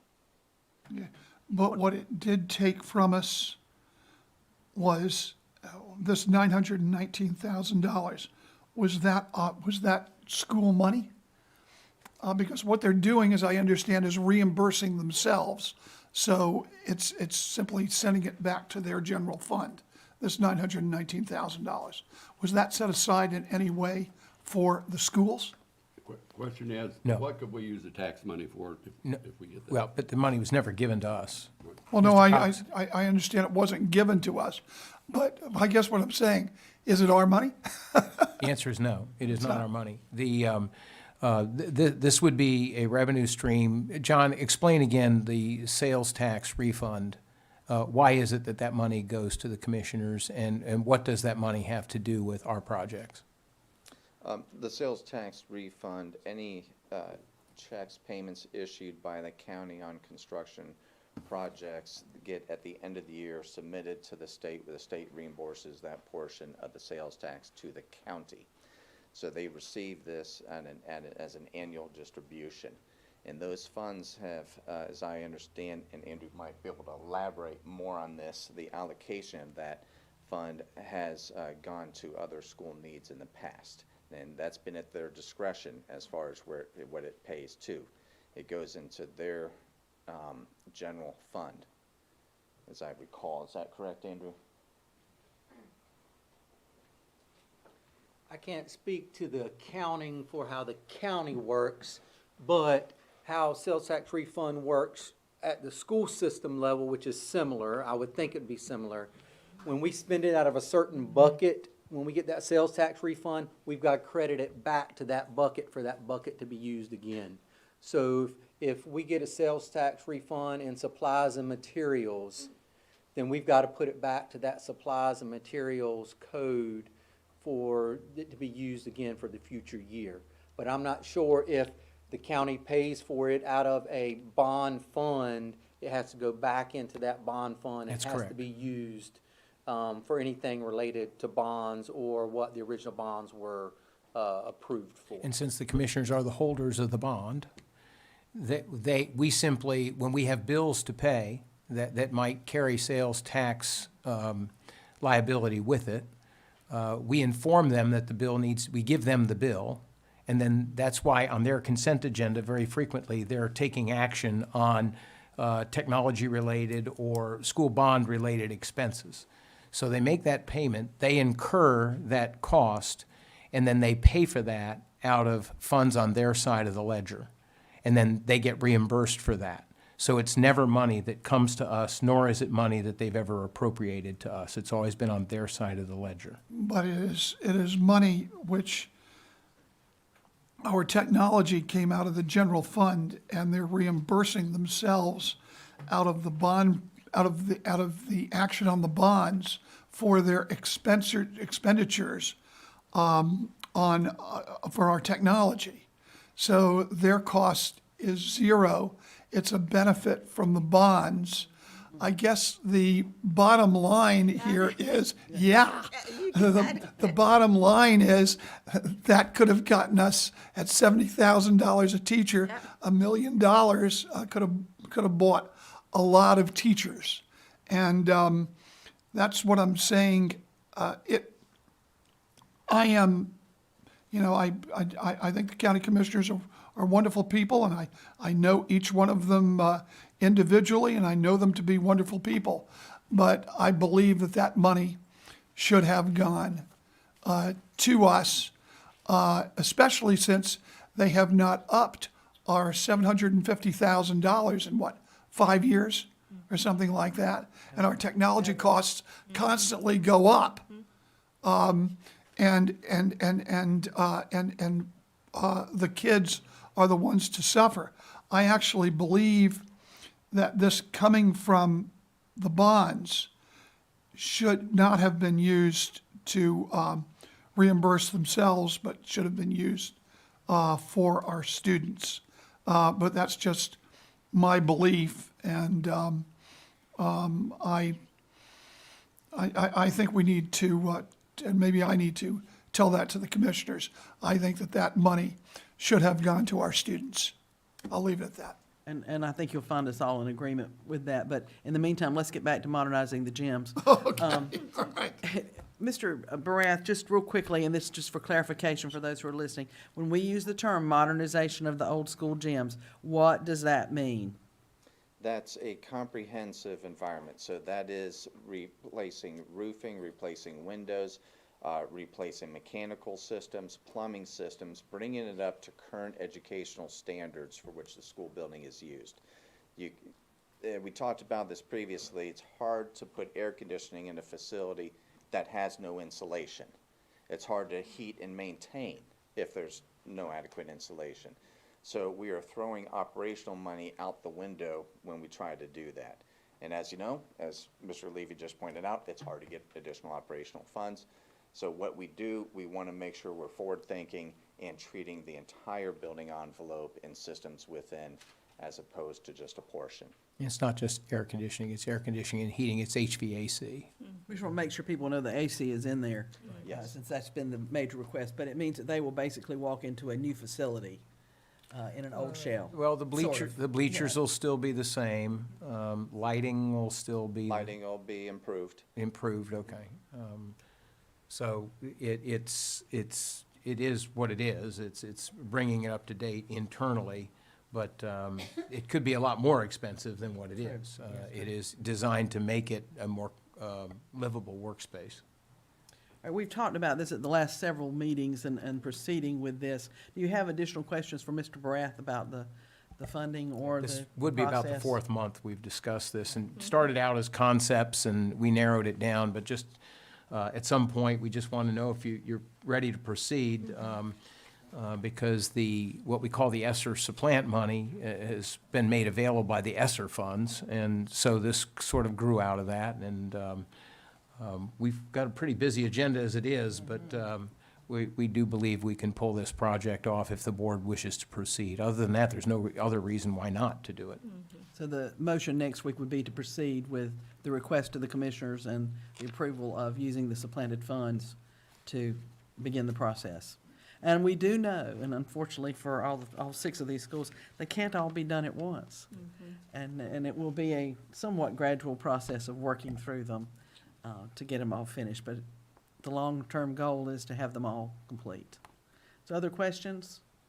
I have one. John, when would you start if this all got approved? When would like the first gym? But the first would be to begin the process of qualifications for design and engineering. And then we would anticipate next summer would be the early start. And we Okay. work with the engineers and architect to determine the order of them as far as what they perceive as urgent needs and also what we think the marketplace can handle. And I'm Great. guessing the gym would not be available for use while most of this is going on. It will not, that is correct. Thank you. Thank you. All right, thank you, Mr. Barath. All right, we may move on. Madam Chairman, at this time, we'll just keep Mr. Barath present.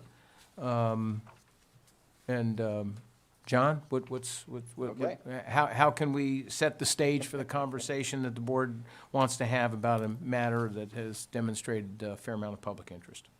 Very good, thank you.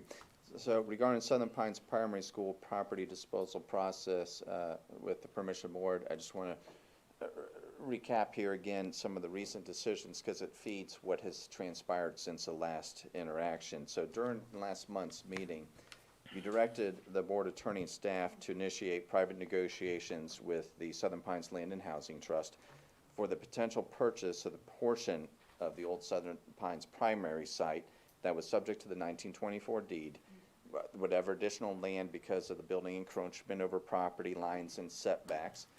This was identified in Village Appraisal's report as parcel 1A.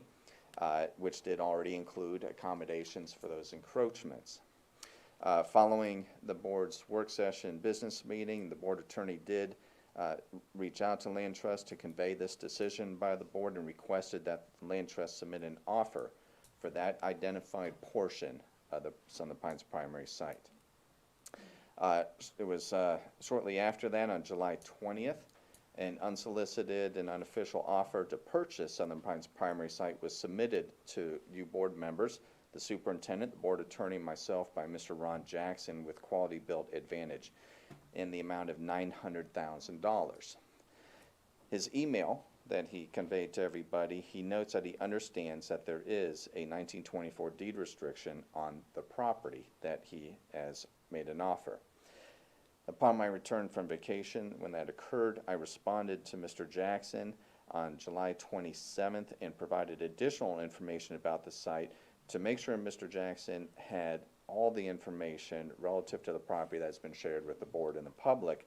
This included the survey that identified the adjacent cemetery encroachment onto the property, the noting of the closing of the roads, the action that was taken by the town of Southern Pines, and also to issue to him the letter by the Moore County NAACP that was issued to the Board of Education Legal Counsel that stated its position on potential litigation Just to remind everybody that should that portion of the site be used for any use other than what is contained in that 1924 deed of the property.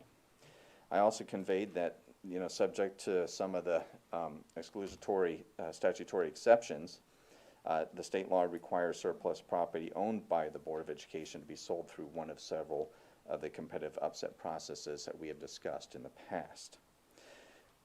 Since issuing that correspondence to Mr. Jackson, I have not received a response via email or a phone call.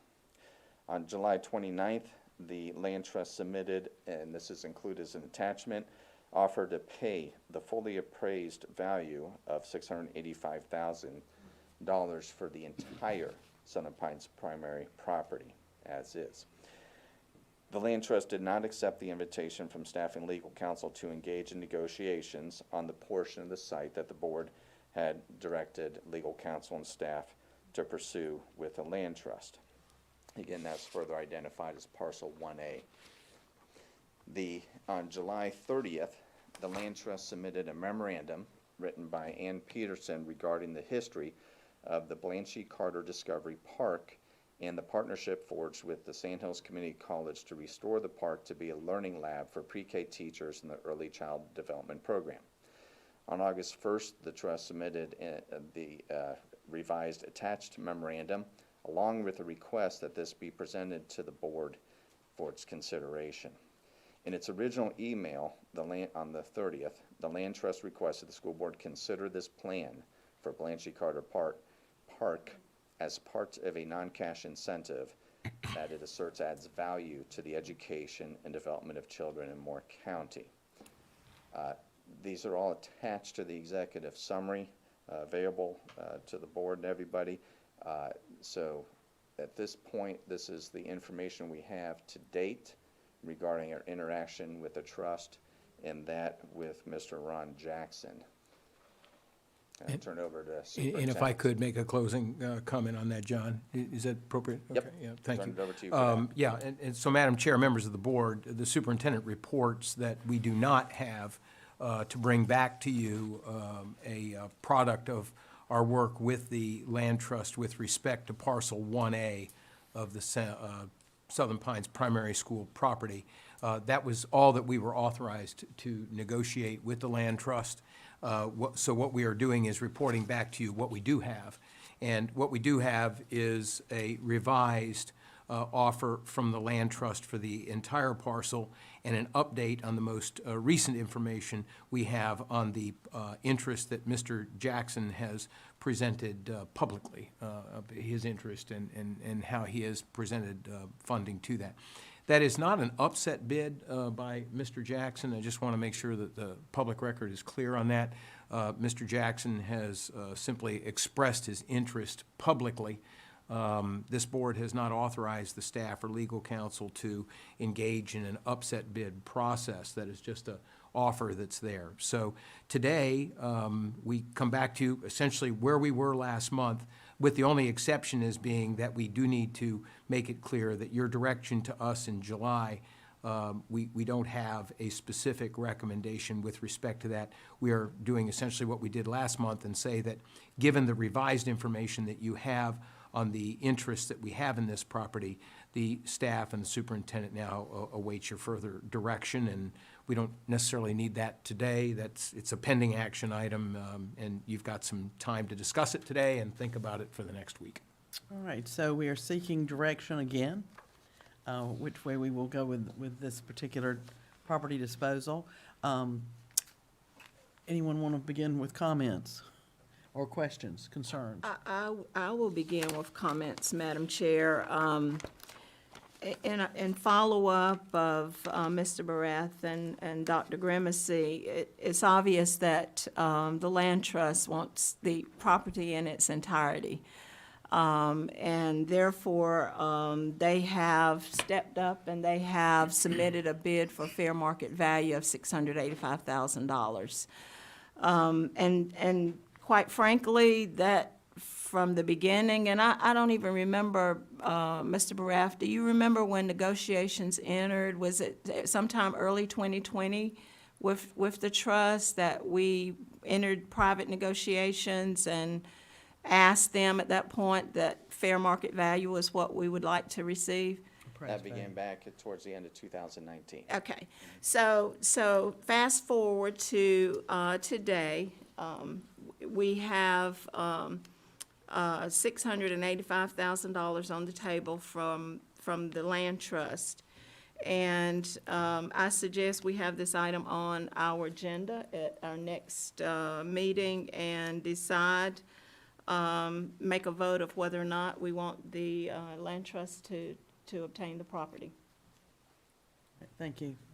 Other comments or directives? Ms. Caldwell, would you like to weigh in? I agree. I think we need to make a decision on this. Either we do upset bid, or we do, or we give the land trust what they've been asking for. Thank you. Mr. Hensley? I have lots to say on this. I'm going to keep my remarks brief, but I think they're going to grow longer. So first of all, I don't see how anybody who calls themselves an advocate for public schools can intentionally sell something for $1.4 million or more than what we get for it. I hear my fellow board members say, the county commissioners never give us enough money. The General Assembly never give us enough money. Well, that is absolutely going to fall on deaf ears if for anybody on this board who votes to leave over $1 million on the table. That could go for public education. Likewise, I hear members of the public, they call themselves public school advocates, saying our schools are chronically unfunded, yet those are the same people who get up here, right here, and say, support Southern Pines Land Trust, sell them the school. The word hypocrite comes to mind. So I want to point out that our offer to the Southern Pines Land Trust that we voted 5-2 in the last meeting was to carve out the 5 acres that include the former site of the Rosenwald School. By the way, by a show of hands, you can participate or not. I keep hearing about this former site of a Rosenwald School in West Southern Pines. Who here knows that there's an actual standing but about to fall down Rosenwald School in Southmore County? Yeah, so, I don't hear anyone clamoring to restore that. It's already received a $750,000 grant to be restored. Correct. I'm aware of that. So it doesn't need assistance. Yeah, well, except nobody's executing it. Well, I think it was just handed out, but. So anyway, so the offer made by the Southern Pines Land Trust is an unsolicited offer, just like the offer submitted by whoever submitted, Mr. Jackson, right? So we don't have to consider it. In fact, I would encourage the board not to consider it because, first of all, the Southern Pines Land Trust had from December 2019 to December 2020 to accept the offer. And it says right here in the letter that Mr. Gordon wrote that we accept your offer. We've met all 3 terms. The problem is the offer that he's accepting expired in December of 2020. And how many of us would like to go back and buy houses that we had our eye on in the 2019 market and buy them today? The fact of the matter is that's not how it works. So back to this 4 to 5 acres. By the way, I wrote all this down while Mr. Brath was speaking. The 4 to 5 acres includes the site of the former Rosenwald School. It includes the restricted deed, the 4 acres of the restricted deed.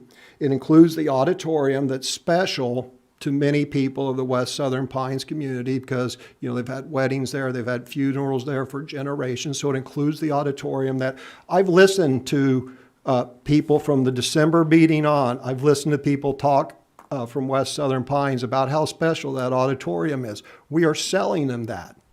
So in addition to the site of the Rosenwald School, it also contains the site of the restricted deed, the auditorium, the site where they want to build the African American Heritage Center. It includes a gym, an additional building, and plenty of parking.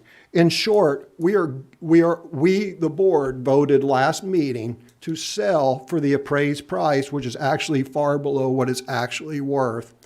The site that everyone has talked is important.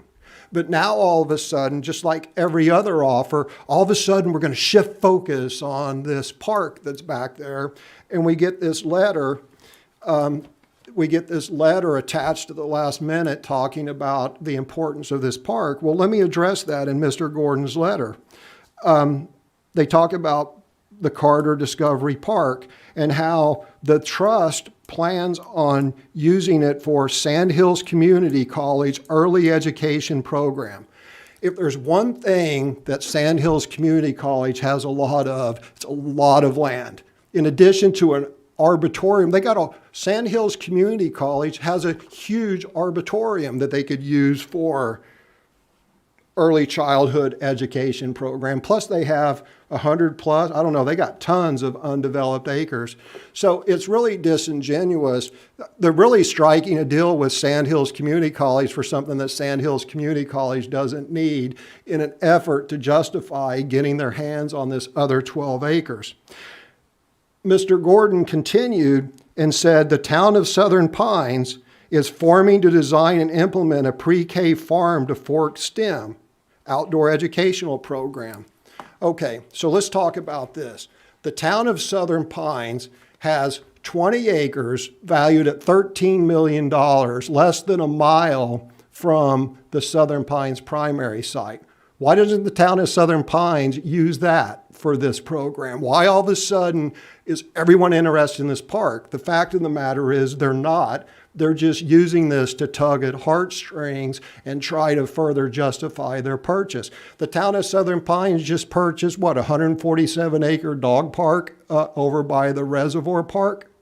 They could use that. The fact of the matter is the latest trying to justify this by that 4-acre park should fall on deaf ears because both of the justifications they just don't make sense. Sandhills Community College has an entire arboretum. They could do this. They have hundreds of acres of land, as does the town of Southern Pines. So, the most important part of not the most important part, but an important part of the Southern Pines Land Trust offer or proposal is they're going to have retail and cafeteria. They're going to have restaurant and retail there, which means they're going to get a change in zoning. I'll say that again. The Southern Pines Land Trust, there's lots of issues. There's lots of problems in their proposal that I am going to be pointing out in the coming week. The biggest financial one, well, other than the question of if it took them in 2 years, they couldn't raise $600,000, how are they going to raise the $10 million to actually renovate these buildings? But setting that aside for a minute, let's discuss the fact that the Southern Pines Land Trust plans on putting commercial ventures on this 12 acres, which would require a change of zoning by Southern Pines, the town of Southern Pines. The town of Southern Pines changes this 12 acres to commercial, it's worth at least $500,000 an acre. Land right up the street in Carlisle, right up half a mile up Carlisle Street, land in Morganton Park, because it's zoning commercial, is selling for $1 million an acre.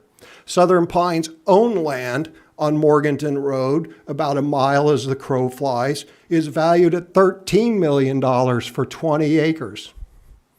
So the Southern Pines Land Trust is trying to purchase this land for $25,000 an acre because of its current zoning. But they're going to change it to commercial zoning.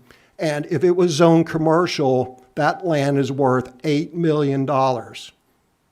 So as it's zoned right now, Mr. Jackson's unsolicited offer would just be the opening bid. I've talked to a couple people. I have zero business relationships with these people. I don't even know these people other than I knew they were doing work in the area, so I reached out to them and talked to them.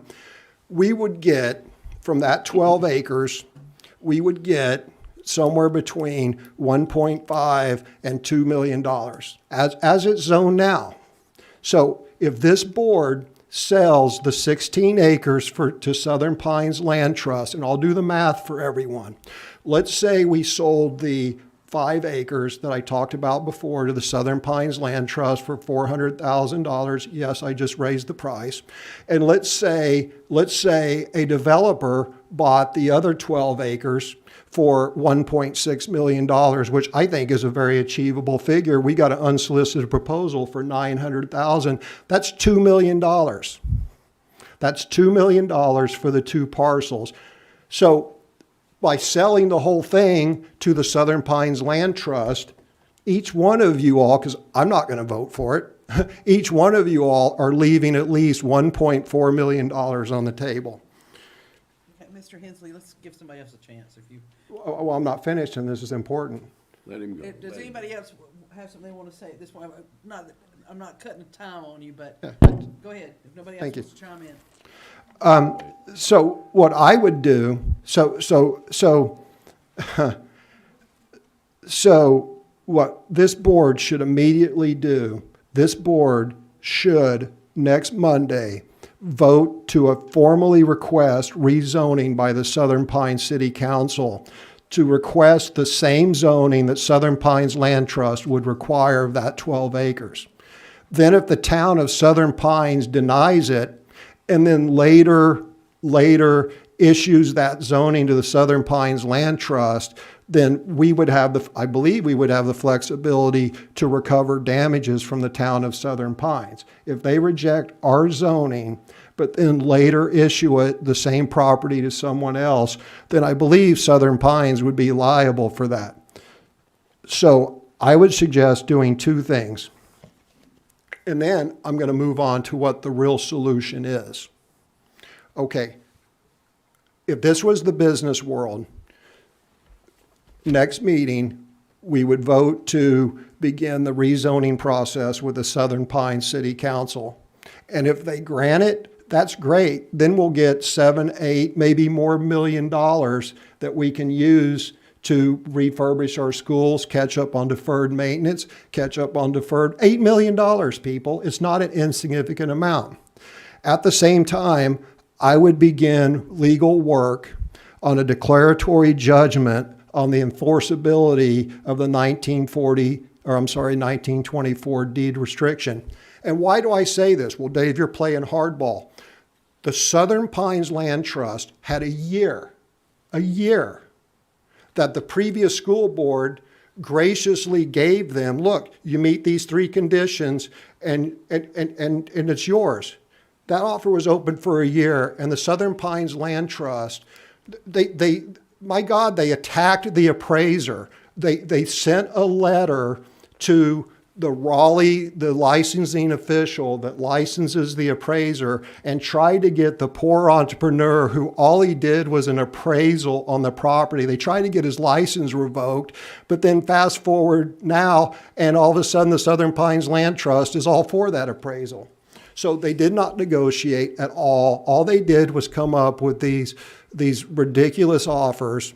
Then when the board says, okay, here's the 5 acres that you all talked about, and you know, Rosenwald School, restricted deed, we need the auditorium, we need the African American. When we offered it to them, they didn't even respond to our attorney or Mr. Brath. Instead, they went running to the Southern Pines City Council to get the additional $160,000 so that they could then make an offer. Again, they didn't even respond to what we as a body voted for. So I would suggest one of 2 things at the next meeting.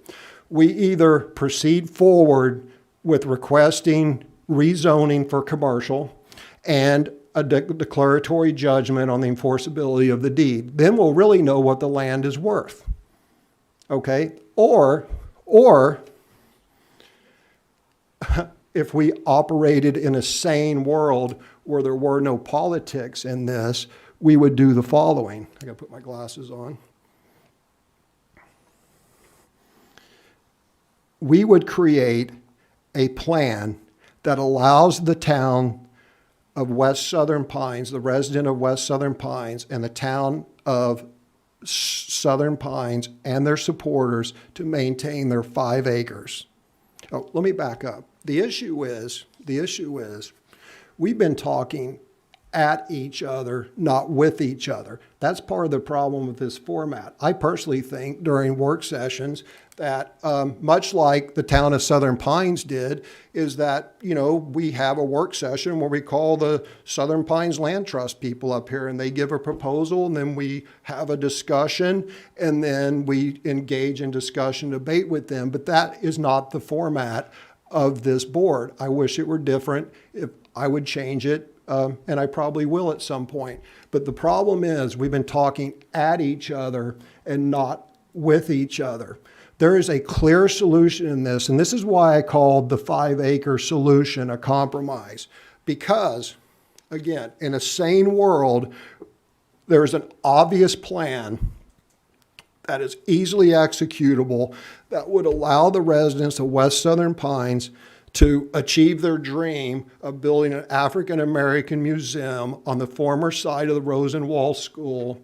They would be able to have they'd be able to keep the auditorium to have their celebrations and whatnot, and have flexibility to do other things.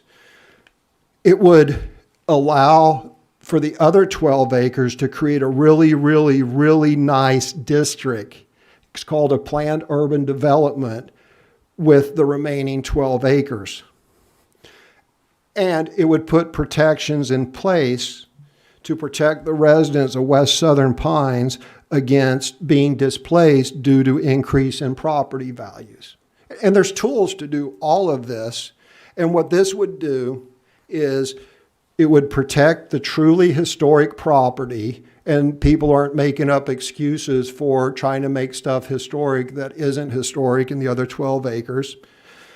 It would allow for a museum and an auditorium. It would allow Moore County schools to get up to $8 million for their property that we can use. By the way, I saw in this letter that that this lady wrote that they raised up to $200,000 to build this park. I'd like to point out that $0 of that went to the land. And that's great. I went there this weekend. There's play fixtures. That stuff can all be relocated. So anyway, it would allow Moore County schools to get up to $8 million of desperately needed money. And it would protect West Southern Pines residents who wish to stay, while allowing residents who want to recognize the increase in the economic value of their property to do so. So what we really need to do is, I would suggest forming a committee, and let's sit down with leaders of West Southern Pines. Let's sit down with members of the Southern Pines City Council, and let's work out a plan that gets us allows the citizens of Moore County to recognize the economic value, that up to $8 million. Maybe it's $5 million, but we get the true value of our land. The residents of West Southern Pines gets what they want, and the town of Southern Pines, we can all work together to get a really, really nice future for that area. It's easily achievable. We just got to sit down and talk with one another, not at one another. Thank you. Mr. Dennis? I'm sorry, as I'm talking at you while I'm saying that, but again, that's the format. All right, Mr. Dennison. Yes, ma'am. I have always tried to make my decisions by considering what is best for our students, particularly those that are economically disadvantaged and at risk. What would be best for our economically disadvantaged and at-risk students in the West Southern Pines community? Using the upset bid process to potentially get more money for the property, or selling it to the land trust for the appraised value? To me, the answer is to sell the property, to the land trust. Using the upset bid process would do nothing to benefit our economically disadvantaged and at-risk children, but the land trust would provide opportunities for these children, especially those in pre-K, that would be a great benefit to Moore County schools. The reason I wanted to have the Southern Pines primary property reappraised was because some thought the value would be considerably higher than the previous appraisal, but that was not the case. We had the experience of selling the Aberdeen primary property, which was appraised at $635,000, using the upset bid process, and it sold for $473,100, $161,900 below the appraised value. We have a lot of responsibilities as a school board, but doing what is best for helping educate our children, particularly those that are economically disadvantaged and at risk, is more important than potentially getting more money for selling property. And I note that I said potentially, because with the experience we had with Aberdeen Primary, I'm not sure that the figures that you've heard are correct. And we'll never know. We need to make a decision now.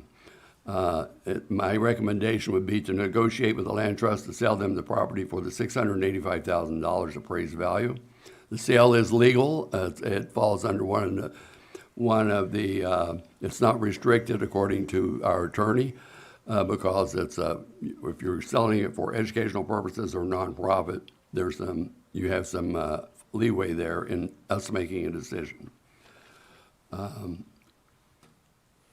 And two, the capital money we get would have to be used for additional capital. It could not benefit our kids. It would have to be for a building. And I still stand on what I said before. We are not responsible for providing our costs for maintenance and construction. That's strictly a county statutory requirement. And our statutory requirement is to educate our children. Thank you. Thank you. Other comments? Mr. Levy? Yeah. I guess this is like talking into the wind, because in a sense, I agree with some people in the land trust. It's not all about money. But what I really believe that we can do best for our kids is actually to keep the property.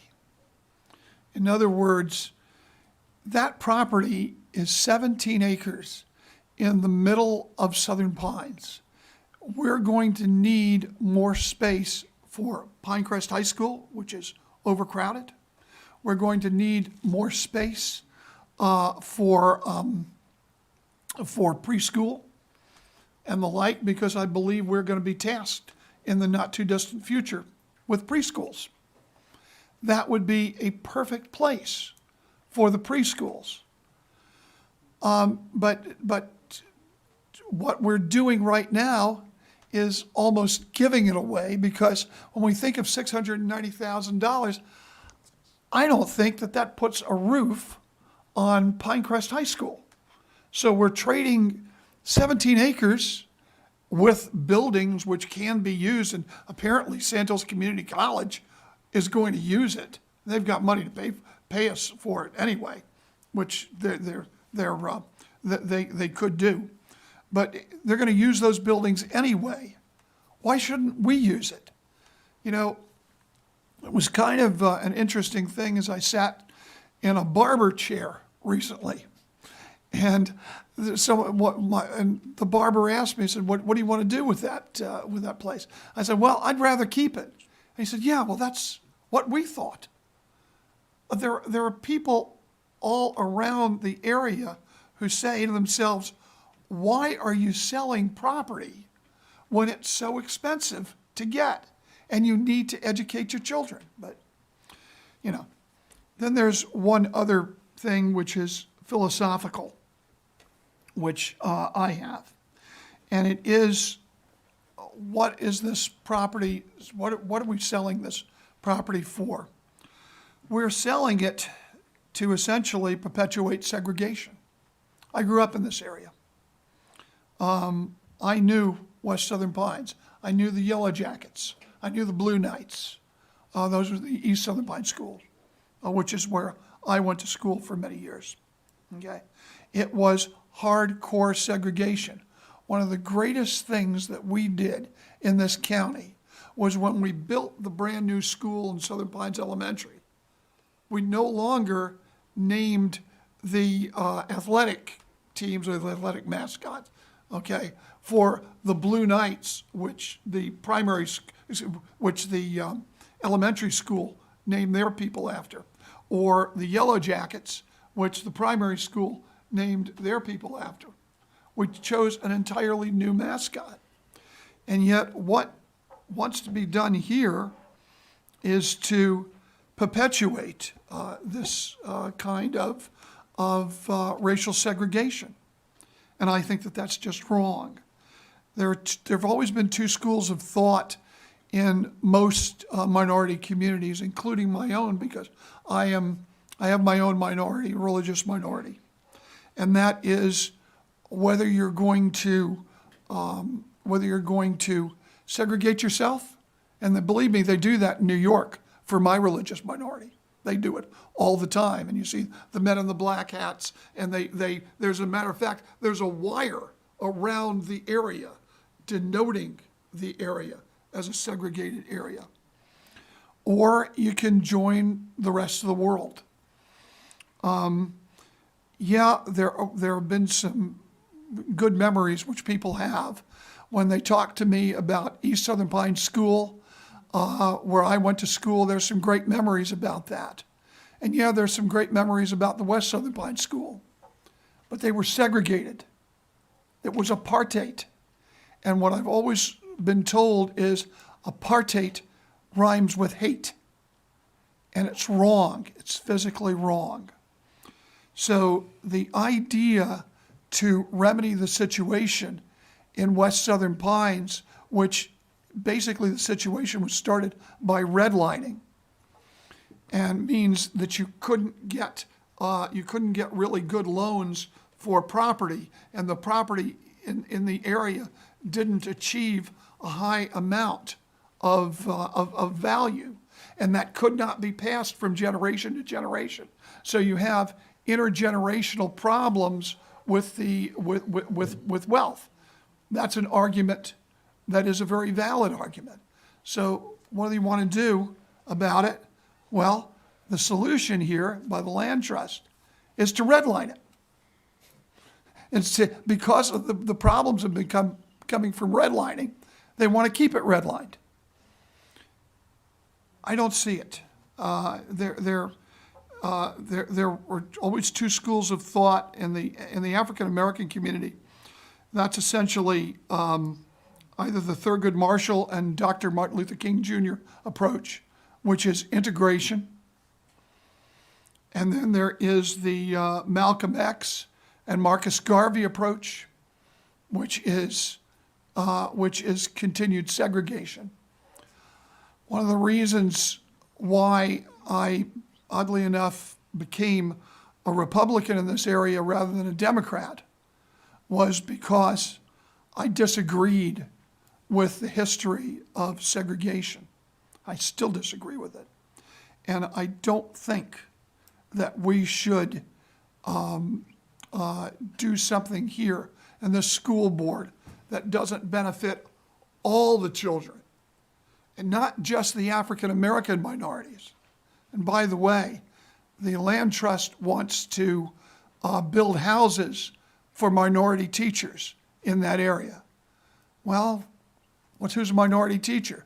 What about, is that the Hispanic minority from the northern part of the county? Can they buy a house there? What about the Vietnamese, who are actually a distinct minority in this particular area, coming from Fort Bragg? It makes no sense.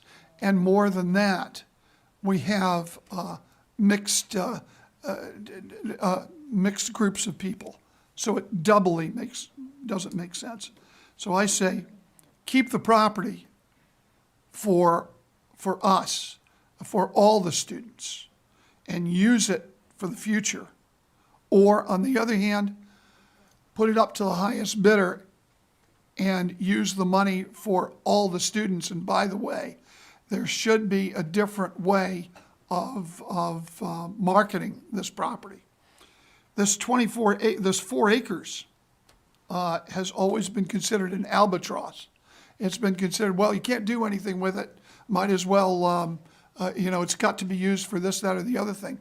My heavens, if you advertise the property properly, you'll see that the person who winds up with the property will give away, maybe the land trust will get it, will give away those 4 acres for free. We'll take a tax credit on the 4 acres, which they've given away, and will lower the overall cost of the purchase of the property. And in the meantime, urban renewal and redevelopment comes to the area of West Southern Pines, something which is sorely, sorely needed.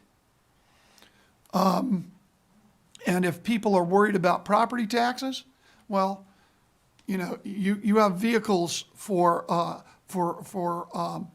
capping property taxes for people who have owned their land, especially for 5 or 10 years, or maybe more through generations, so as to not get them out of that land. And oh, by the way, those local members of people from West Southern Pines, their property values are going to go up.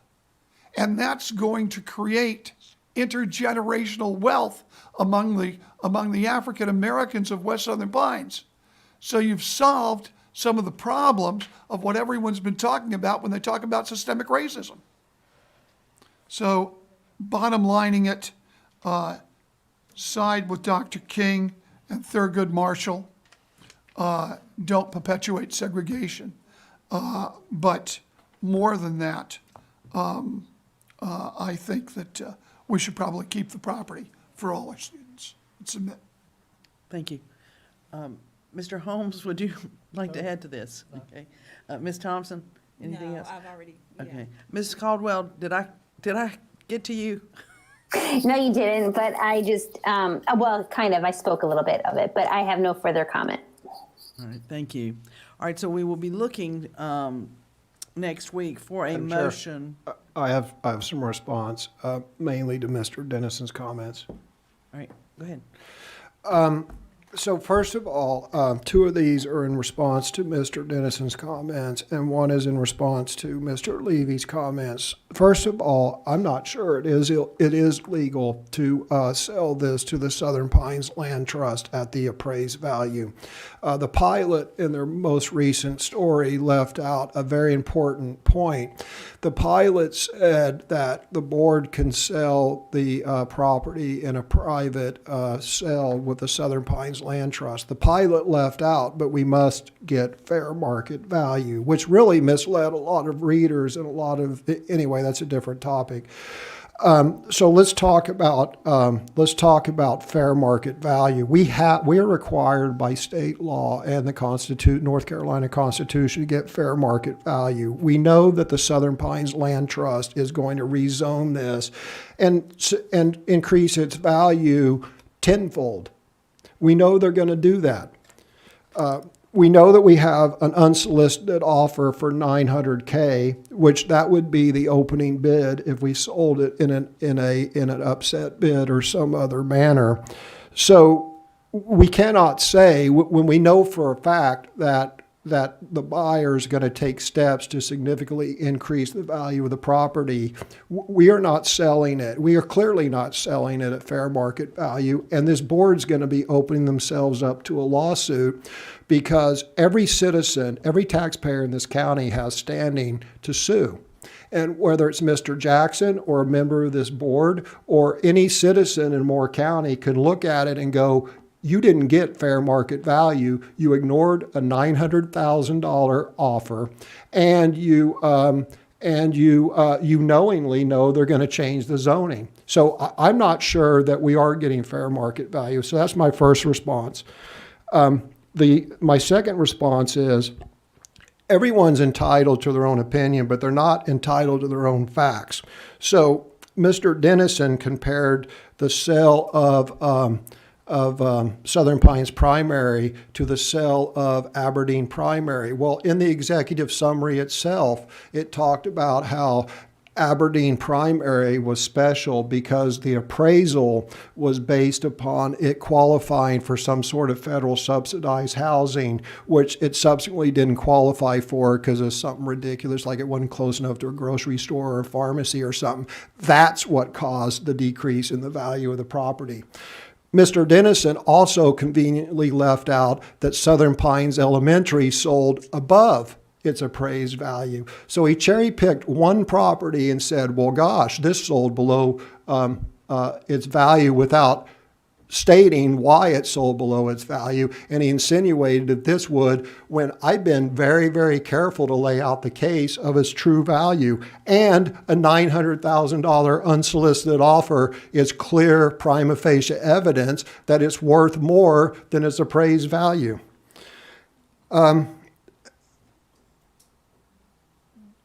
So anyway, again, you can have your own opinion, but you can't have your own facts. Mr. Levy brought up a point about the Southern Pines Land Trust, and I was looking to find it on my phone, the exact verbiage, and it was just loading slowly. But the Southern Pines Land Trust did clearly say we're going to build housing for minority teachers.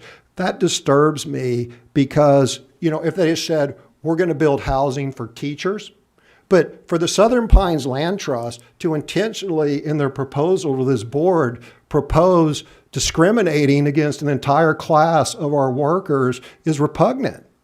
And it probably violates the Federal Fair Housing Act. Anyway, that's it, Madam Chair. That's all my comments. Mr. Dennison, did you want to respond? I don't need to respond. All right. Barring anyone else wanting to speak, this would leave us at a point where when we gather next week, we will need a motion to continue debate or to take action. I will just have to go ahead and weigh in that I am in favor of the offer from the Land Trust. I, as much as I want to agree with Mr. Levy about holding on to it, I don't think that's the property that we are going to want to hold on to for future development. The numbers that Mr. Hensley can quote are most impressive. Perhaps it could be rezoned and become a commercial area.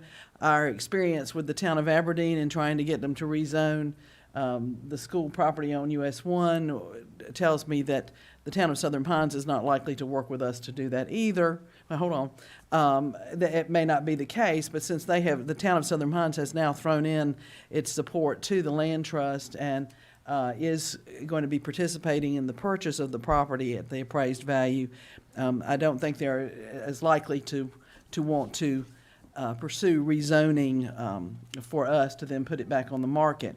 I do think that with the process in returning to the Land Trust for discussion, there should be some specifications on the offer, much like the ones that were put on the Montessori school that you, Mr. Hensley, were very instrumental in at that time, which is that if property is sold off and there's profit from this, that it must be allocated in some particular way, and that would be something we'd have to look into as to how we could make that attachment on an agreement, or the profits from it go into an educational system for children or whatever it might be.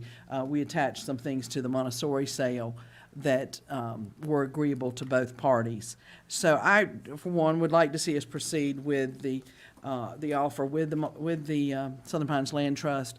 What we put out to them 2 years ago was to meet our appraised value. Our appraised value went up. They are now finally able to meet that appraised value, and I think it's time to proceed with it.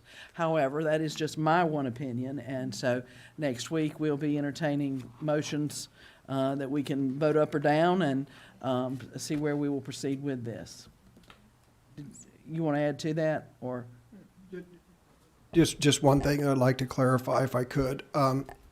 The Southern Pines Town Council has even before the last meeting with the Southern Pines Land Trust, the Southern Pines Town Council has said that they support the DFI survey or study, and that they support in full the Southern Pines Land Trust plan. And the Southern Pines Land Trust plan and the DFI report clearly indicates retail. and commercial in that area. So therefore, the town of Southern Pines, you were a debate coach, therefore, the town of Southern Pines must support the rezoning.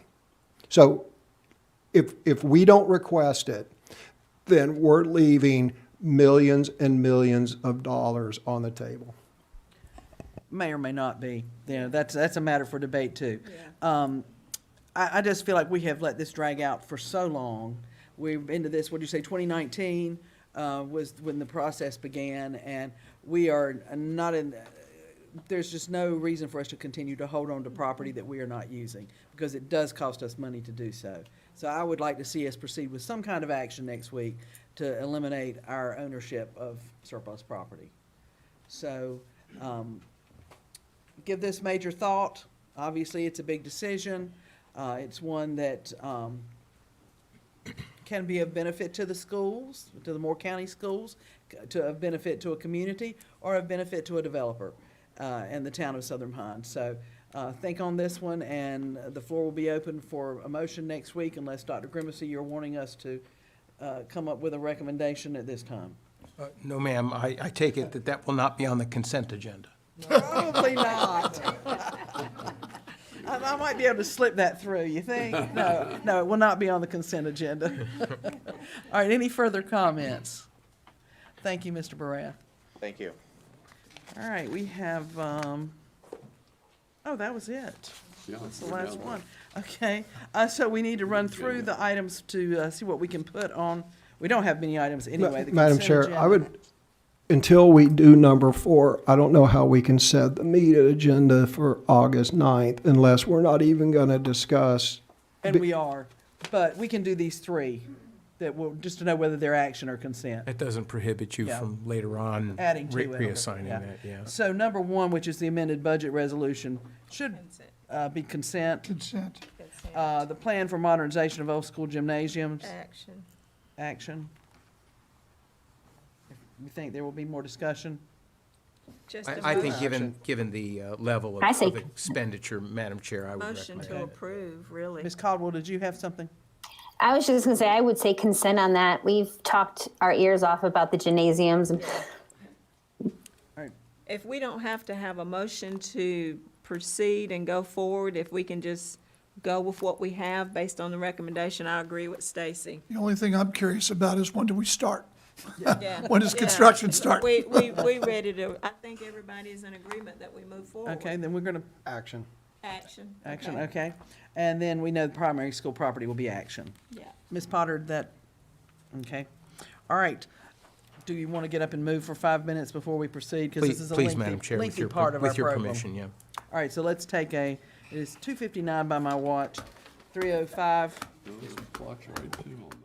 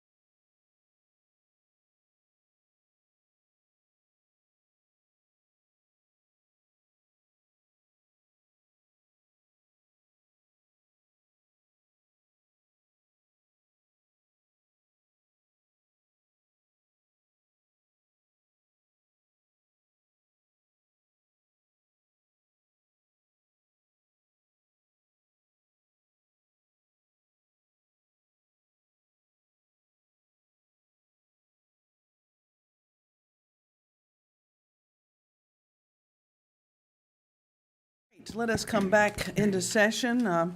We've got a big report ahead, I do believe, because school opens in it opens on the 23rd, so in 21 days, we'll have children in the classrooms again, and lots of plans and lots of things to be done before that date arrives. So what date are teachers back? Is that in there? The Monday previous to that, August. August 17th or something like that, isn't it? Yeah. 16th. Thank you. Thank you. Yeah, tell those teachers, get back there.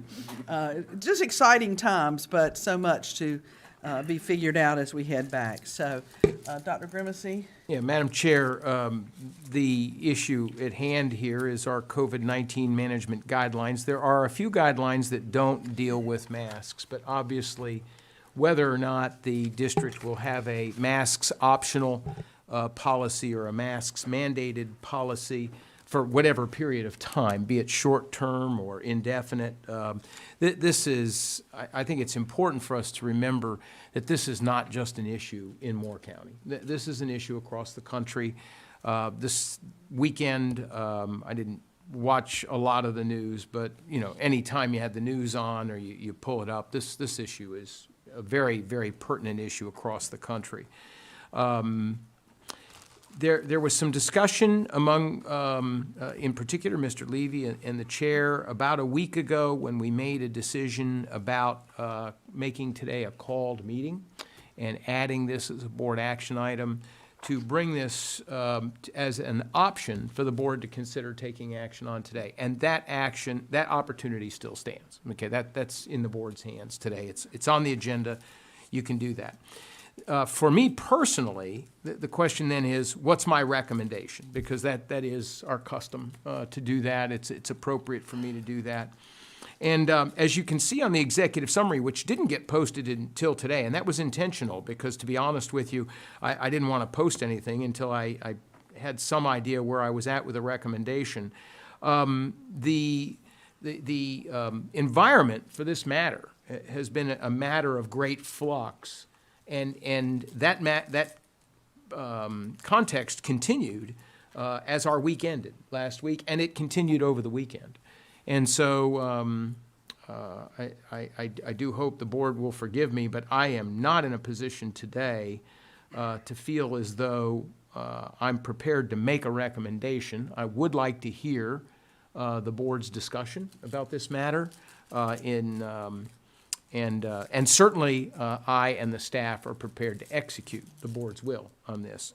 But I'm not prepared to do that today. I would like to hear the board's discussion. I do think the staff has worked hard to put together some good information for the board to consider, whatever it is you end up doing. I think there's very good information for you to think about today. I know there's some strong feelings on this board that are different. I know there's obviously strong feelings in our community that bring different perspectives together. What we have at hand is the fact that all of our children are going to be in school, and it's going to be in person.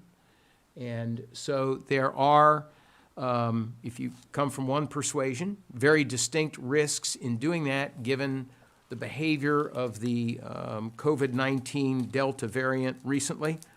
But on the other hand, there are all the limitations that masking puts on the learning environment, which have been pointed out, and I'm very much aware of. So I think that as far as a superintendent's recommendation today, I do need to go back. I mentioned Mr. Levy and the chair. The reason why I mentioned your all's names is that, Mr. Levy, you had somebody contact you about the deadline for signing up for the remote academy.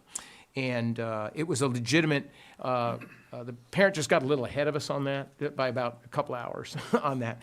But it was a legitimate concern. In this case, this parent was concerned that if we did not mandate masks, this parent wanted to rethink their assignment of their child to in-person learning and go to remote. And so it was in short order after that, the staff extended the deadline. In fact, that was already in the works. We were working on that. We have extended that deadline. And it was at that time that this matter seemed urgent, that maybe perhaps today we had to make a decision. But in further discussions with staff, I think that if the board wants to hear each other, hear the information the staff has to share today, take a few days to deliberate. I certainly don't think the board should feel pressured to do so. And as I've already said, I feel uncomfortable making a recommendation until the staff can present this information, the staff and the board can interact with it. So that explains the lack of a recommendation on my part today. And I would like to put into context that the board should not feel pressured simply because you have a board action item today. You can simply, this is one I think you could table if you feel so. If you're ready to move today, we're prepared to move with you, and just we'd like to do so with the best consensus of the board that you can come to on that, is if that's possible. Otherwise, you have to vote one way or another. By way of explanation, someone in the audience asked me why there was a special called meeting title on the page, and that is why, in the event that we had chosen to make a decision about masks today, it would have required it to be a regular meeting, and so that's why it was announced. So it was not for anything else on the agenda. And what I've attempted to do is make clear that is We not do my not have to recommendation. vote on it at this point, so, but I guess we should hear the presentation. If we could, I'll introduce Dr. Locklear and Dr. Powers, and be listening attentively to your reaction and questions to that. Gentlemen? Thank you, sir. Madam Chair, board members, as noted from Dr. Grimacy, Dr. Powers, and myself, we're going to give you an overview of the COVID-19 management implications for the opening of the 21-22 school year. We always like to start off our presentation thanking the folks who've been active partners with us throughout managing of this pandemic since 2020. The Moore County Health Department, the APC Science Collaborative, First Health of the Carolinas, and of course, our parents, our students, our staff, and our community. Without their support and active partnership, we would not have managed the pandemic in the nature that we have and been able to have our kids going to school and present as much as they were. The outline of the day's, this afternoon's presentation is first, I want to give you some updates related to transportation, quick updates related to transportation, child nutrition, communications, what our communications team is going to continue to do, and a quick update on athletics. Dr. Powers is then going to go take a little deeper dive around information related to COVID-19 restrictions that have been updated by the Department of Health and Human Services and other agencies.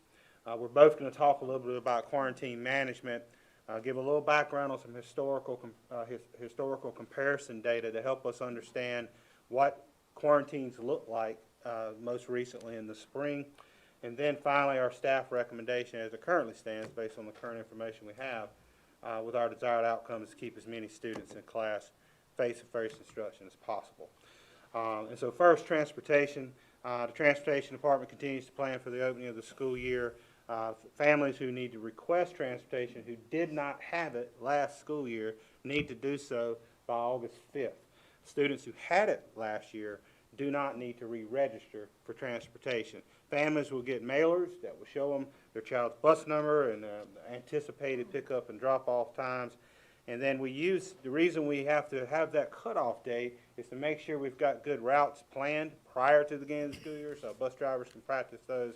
I always use the analogy, first day of school for our transportation department is kind of like Super Bowl. Starting the school year with the Super Bowl or the Daytona 500 in NASCAR, it's the biggest thing of the year is that first day of the year. So we want to do that as effectively, as efficiently as possible. For child nutrition services, you are aware that the waivers for the USDA have been extended, so meals will be provided free of charge regardless of the student's meal status.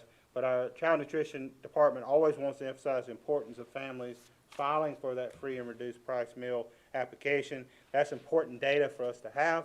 It impacts grants, it impacts other things that our child nutrition department does, so it's always important for our families to apply for that. So while it will be free for all families this year, we still want to encourage folks to do that. Our communications department will continue to be actively communicating via our school messenger, which also is an email system, and getting phone calls. We'll have our website updated as much as we can, our return to school web page as we're getting new information, we're refining that, we're taking off old information, and we'll continue to share via all our social media, district websites, etc. Athletics, what are our updates surrounding athletics? And there's been some questions related to this. From our North Carolina High School Athletic Association, basically has indicated that masking requirements for athletics in the 21-22 school year will be aligned with what local boards of education or local school district decision is. So if the local school district makes masking optional, masking would be optional for athletics. Keeping in mind that the only sport in the fall that has masking is indoor masking. The only sport that would have that on a almost always basis is volleyball right now. And of course, other sports, when they come in for workouts and things of that nature, under current guidelines, would be masked. But that would be aligned with the athletics, with the local district, once the local district makes a decision for the school year. It's also important to note. So that affects the home venue. In other words, Yes, sir. whoever the home team is, you have to comply with whatever rules they have. Right, exactly, yes, sir. So if we were to travel to another school district and they do have mask mandate, our athletes would have to comply with that. It's the home venue is how that would work when you're traveling to other games. So if the roles were reversed, if they were optional there, would our students be able to remove? They could, Their masks? yes, sir. It was based on that home venue is the rules that would apply. And we'd have to work through that at each venue based on where we're headed. Yes, sir. That's assuming if we were optional and they were mandated, then we would have to wear masks. But if they came to our venue, then it would be optional. They could choose to play with masks or they could choose to play without masks. Yeah. Is it possible for us to be nuanced, assuming that we opt for masks, say, indoors? Could we then say, but if you're working out, let's say doing volleyball scrimmaging, you don't have to be masked? Is there a nuance there, or do you have to be all masked indoors and there's no nuance? Do you understand what I'm I'm saying? not aware of any nuance as far as if it's not an actual competition, you don't have to wear the mask. If No, you're no, I'm indoors- saying if there's a decision to wear masks indoors, such as in classes, can we say, but you don't have to wear it even if you're indoors doing a scrimmage? Because one of my concerns is kids need a lot of air, need a lot of oxygen as they're using their muscles and the like.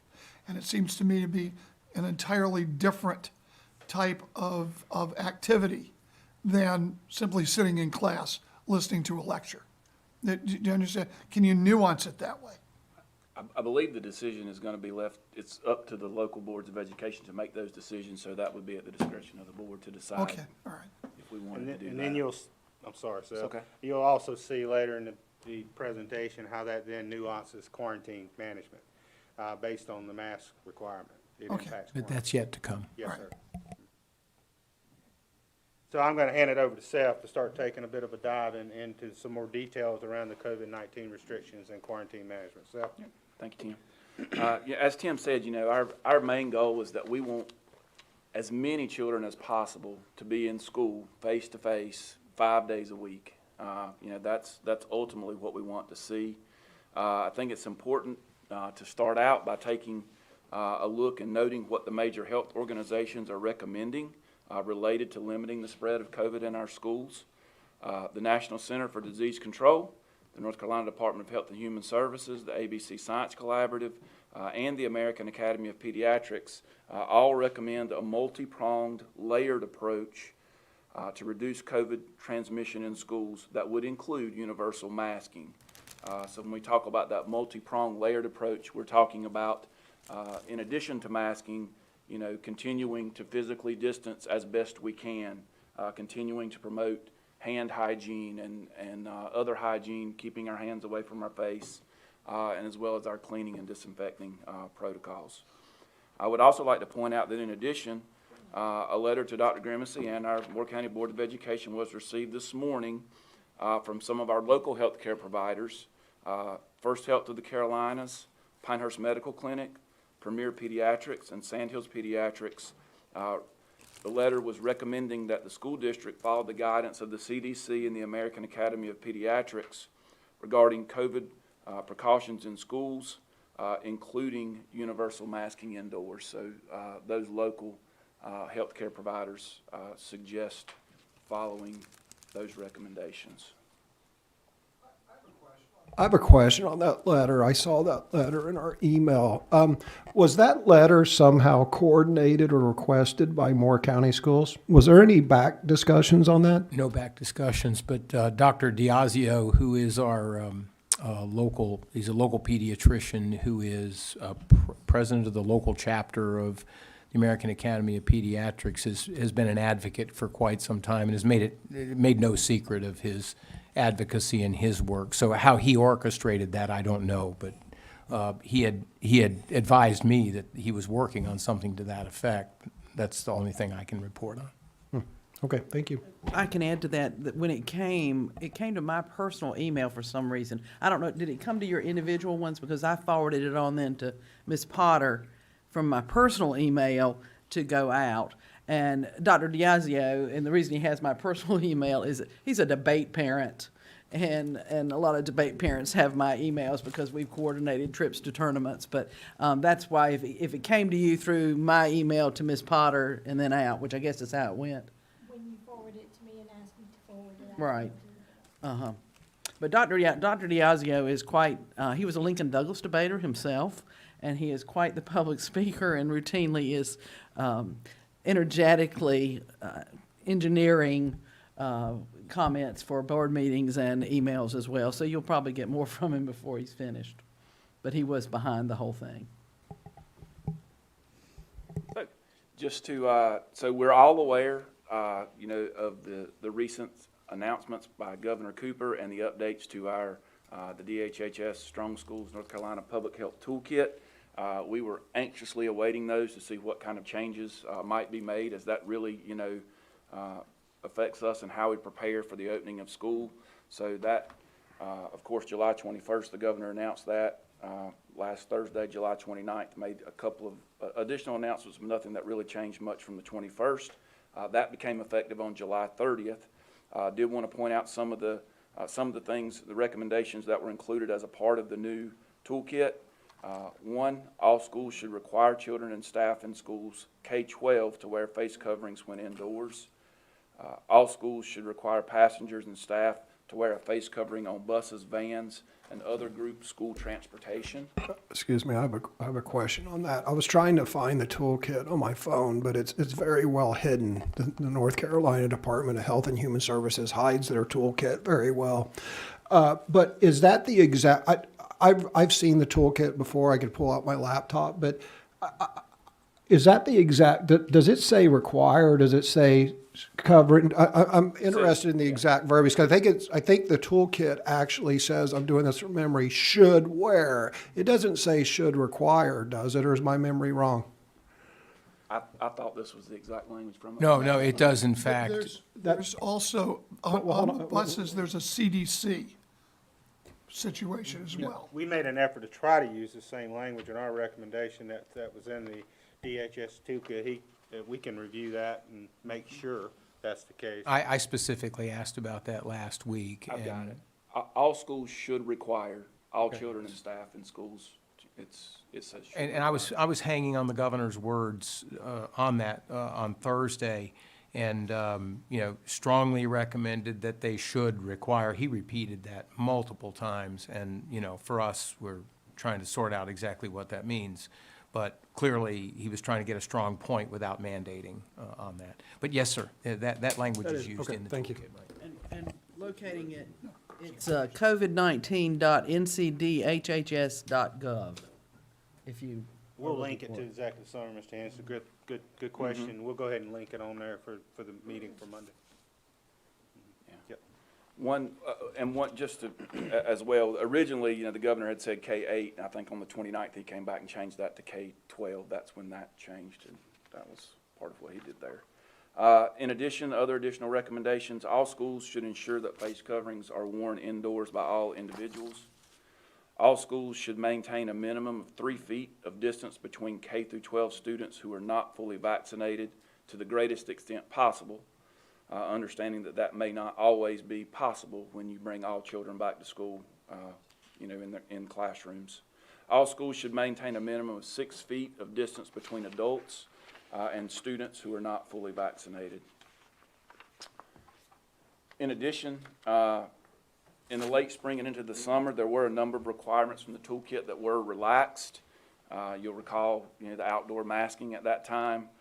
So in the most recent July 21st version of the toolkit, the following requirements were removed, so I thought it was important that we share these.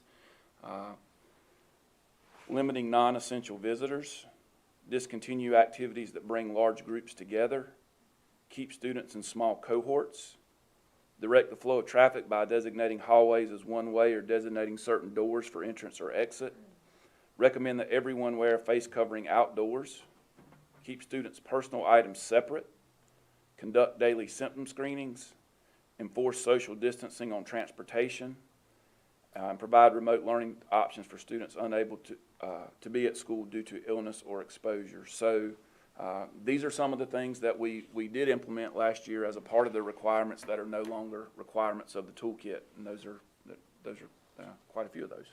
So Dr. Powers, Yes, ma'am. does that mean our doors can reopen to volunteer groups such as More Buddies? And Yes, ma'am. Our plan is to allow visitors and other volunteers to come back on campus. They'll be expected to follow the same protocols as our students and staff, whatever that may be.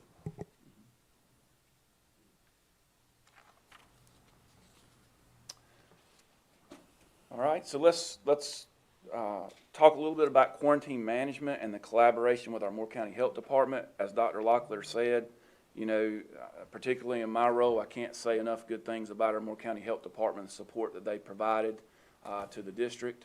I think we've talked about it before. We had formal meetings weekly throughout the year last year, and I personally was on the phone with the health department just about every single day of the school year last year as it related to having discussions around quarantines and getting their guidance on what we needed to do with those.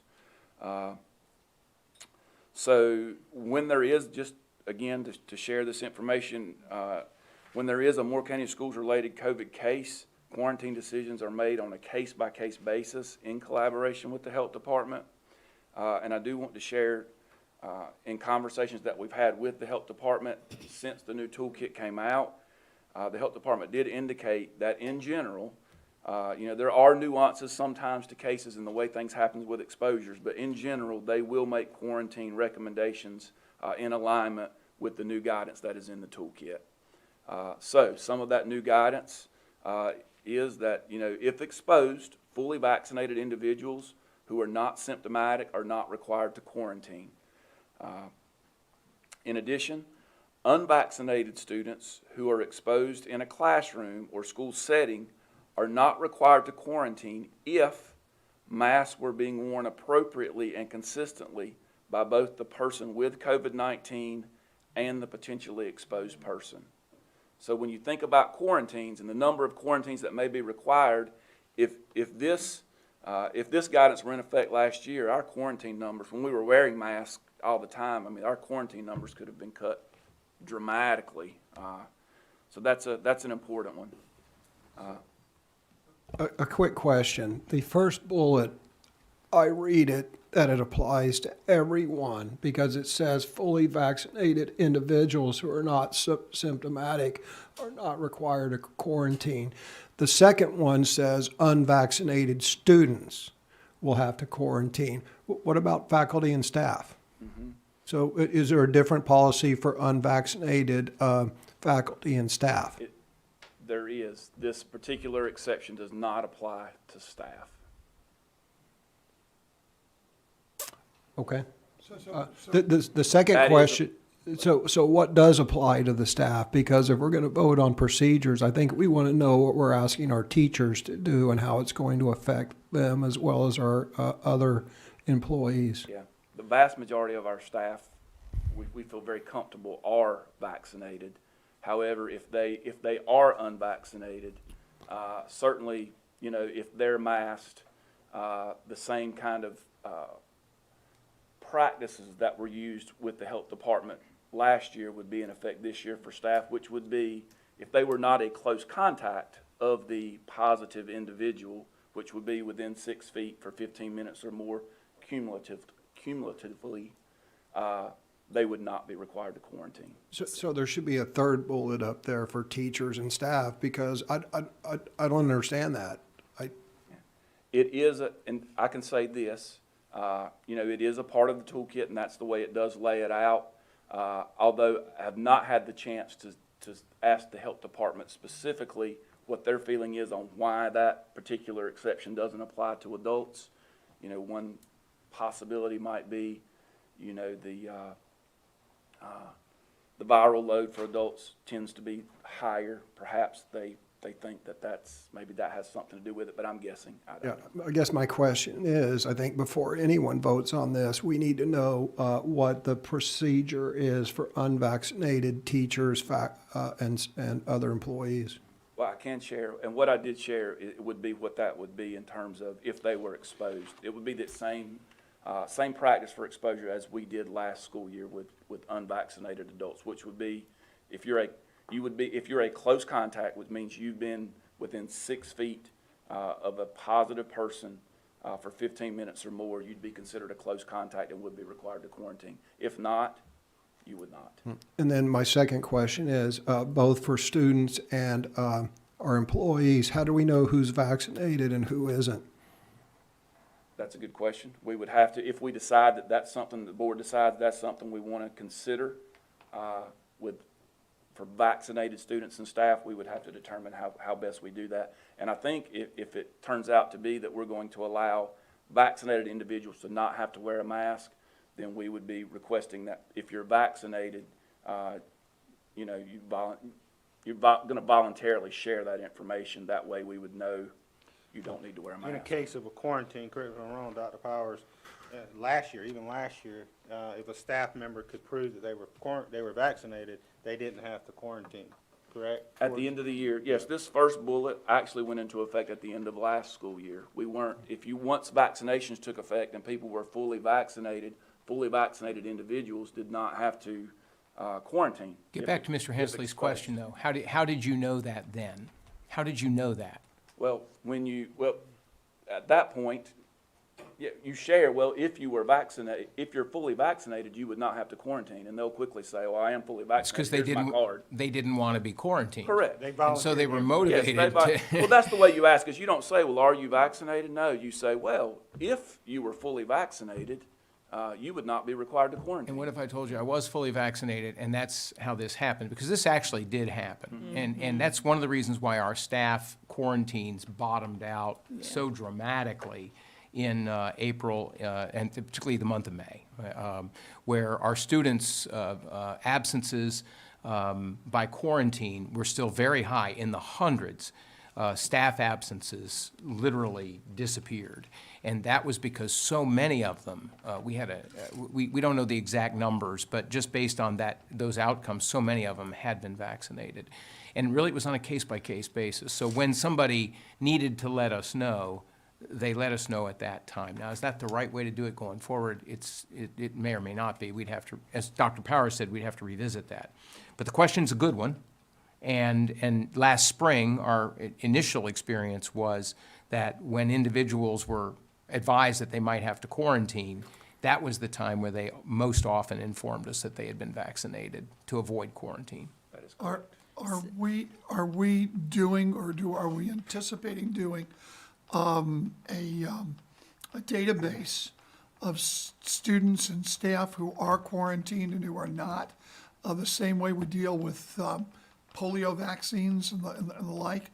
What is the procedure in terms of knowing whether someone is vaccinated or not?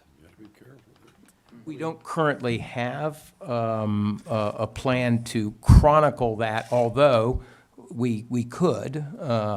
There's reasons, privacy reasons why you wouldn't, but a voluntary reporting process that would make that easy is something that could be considered. I'm not advocating whether we should or whether we shouldn't. I just like to know what the procedure is going to be.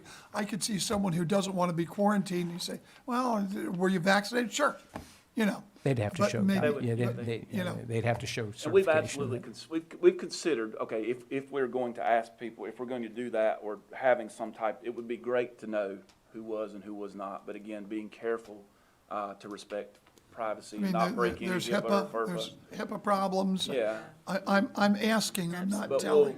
we'll figure, you know, once we have a better idea of where we're going and the need, we'll absolutely have a process for that. Certainly, if masks are optional, the dependence on the vaccine is going to be extremely high, because that's the only way we have to prevent as you'll see here in a few minutes, potentially an extreme increase in quarantines if we don't have some way of doing both. One would be to know if somebody's vaccinated or to have the mask option there. And that was gonna be my question. Do I need to wait till you get further along about the process of, if it's optional? And you have an outbreak in whatever classroom? What does that look like with regard to, I mean, before, like you said, it could have been isolated, but now you've got students showing up with no mask, and you have a teacher that has no mask. So does that mean the whole class, or what? And the same thing for a bus, and same thing for athletes. I mean, what does that look like if it's optional? Let's continue. That's part of the And it's- presentation. in a couple of Okay. slides, we're gonna give a Okay. classroom and Okay. a bus All right, example. thank you. But just a simple answer to what we've been discussing is in the spring, our staff volunteered that information with their vaccination card, and that kept them from being quarantined. And that would be, we'd have to look at, do we develop a system or process for that? Or do we move forward with each situation, that person volunteering that information to us? That would be their choice. So we'd have to decide that based on how the board asks us to proceed overall. Is Moore County Schools currently asking incoming students via healthcare questionnaire or whatever, whether or not they've been vaccinated? No, sir. That's not one of the immunizations or vaccinations that we. That we're asking currently questions on on? the list that you asked about. That has to Okay. be approved through public health and hasn't been done so yet. Okay, thank you. The question has to be approved by public health before you ask it, is that what you I'm said? referring back to Mr. Ramey's legal memorandum. He talks a Oh, little bit okay. about when those things can be asked, and that's when he notes it. When the vaccination's approved, then they can Yeah. ask. That's what you meant, when the vaccination's approved, then you can ask? That would be determined by an external organization. I don't Right, know. once the vaccination is approved, not, Right now, it's approved test. for emergency use. right. But it's a Food and Drug Administration we're talking about. And there'd be a difference between asking if they've had it or requiring that they had it at that point as well. So related to this specific new guidance related to, so if both the positive student and the student that was exposed are both wearing their mask appropriately and consistently, the exposed student would not have to quarantine. So that applies to exposures in the classroom, in other school settings such as the cafeteria, the gym, wherever else at school during the day and on school transportation. However, would not apply necessarily to extracurricular athletic activities. Those would be handled on a case-by-case basis just due to the nature of those activities, because, you know, there's a big difference between sitting in the classroom beside someone and playing basketball with them, or standing beside them while they sing, or sit beside them while they play their horn.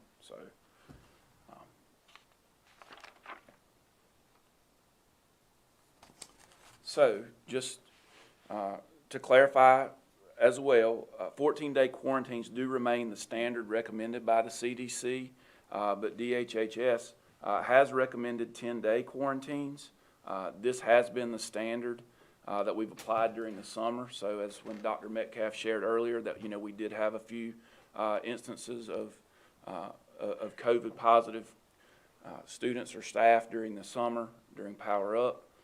We did use 10-day quarantines during those. I will say that just do keep in mind, 10-day quarantines may not be an option if masks are not required. So if we go to mask optional and people are exposed, based on my past experience with the health department over the past year, I think it's likely that they're going to say it will need to be a 14-day quarantine. And they were non-committal in our last meeting on that factor, which indicated to us that we had to assume that it would be 14 days until advised otherwise. Correct, and the reason that they don't just say 10 days is okay, those days 11 through 14, the person that's allowed to come back from a quarantine earlier is required to make sure that they adhere to all of the protocols in terms of masking, physical distancing, and because you're in a school setting as a student, how can you guarantee that this child is always going to have their mask on appropriately, is always going to be the right distance from other people? But it's there because, you know, only 2% of cases develop after day 10. So once you're exposed, 98% of cases, people become symptomatic within 10 days. But there is that small chance, 2% develop symptoms after, and that's the reason. So quarantines do remain a local health department decision. And again, case-by-case basis, there are you know, different circumstances with each case that are considered in determining those. Because masks do help limit the transmission of COVID-19, masking requirements will affect quarantine numbers. So just keep this in mind. It's very important. If masks are required, we will see less students quarantined. We'll be able to keep more students in school for face-to-face learning. If masks are not required, we will absolutely have more quarantines. I have no doubt, you know, as I said from my experience working with the health department, that's what we'll see. And then we're going to share some examples of these in scenarios that you'll see in just a few minutes. One other factor to keep in mind is that the positive case count will also affect quarantines in terms of number and duration. So, you know, when in times when, you know, there are not a lot of positive cases, you know, out there, there's, you know, maybe things cannot be as strict, but, you know, you think about in schools, so the number of positive cases, you know, in a classroom, in a grade level, in a school overall, are going to affect the number and duration of quarantines. All right, so I'll let Dr. Locklear now going to share some additional information on quarantines based on our actual Moore County Schools quarantine data from last school year. Yeah, we did think it would be informative for the board to have some data based on our experience through the spring and to share some historical active cases of Moore County School students and how that impacted quarantines last school year. Couple notes I want to note about this data. The first is we recall that, as we've already said, all students were wearing face masks during this time. Of course, the guidance has changed now, but all students were wearing face masks during that time. And April 14th, which is one of the dates that I pulled out to share in here in this chart, was approximately 2 weeks after all K-12, our 612 kids, went back to school every day, face-to-face, 5 days a week. Prior to the end of March, you remember our 612 students were hybrid on that A-B schedule going in half-time. And also keeping in mind as you're looking at these active cases in the county of Moore, in the population ages 0 to 17, for comparison to where we were in the spring, sharing our most recent data from right now in the county of Moore with ages 0 to 17. On July 12th, there was 1 case. On July 19th, that jumped up to 15. And on July 26th, that stair-stepped up again to 23. And so as you're thinking about, well, how does that compare to our active cases in Moore County School, that current number kind of gives you some comparison to where we were back in the spring. So just sharing out these 4 dates pulled out here on February 17th. The total county of Moore cases were 31. That's age group 0 to 17. That's not just our kids. That's obviously students who aren't old enough to go to our school. That's private, that's charter, that's homeschool. 31 cases. In Moore County, there were 22. The impact on Moore County quarantines, our school quarantines, were 460. We had 460 student quarantines as a result of that, of those cases. Jump ahead a month, March 17th, there were 23 in the county of Moore, ages 0 to 17. That matches up with our most recent data from the county last week. We had 8 active cases in our schools. That impacted 495 quarantines. Jump ahead about a month, about 2 weeks after we all came back together. Total, mic went off. You probably can still hear me. But jump ahead, about 2 weeks after we came back together, we had 32 cases in the county, 0 to 17, 14 in our schools, 119 quarantined. And then further towards the end of the year, May 12th, about 17 cases in the county of Moore, 14 in our schools. That impacted on student absences or quarantines 429. And so just felt it was important to give you that background with the notes that this was when all students were wearing masks, and comparison to what our most current data is from the county of Moore.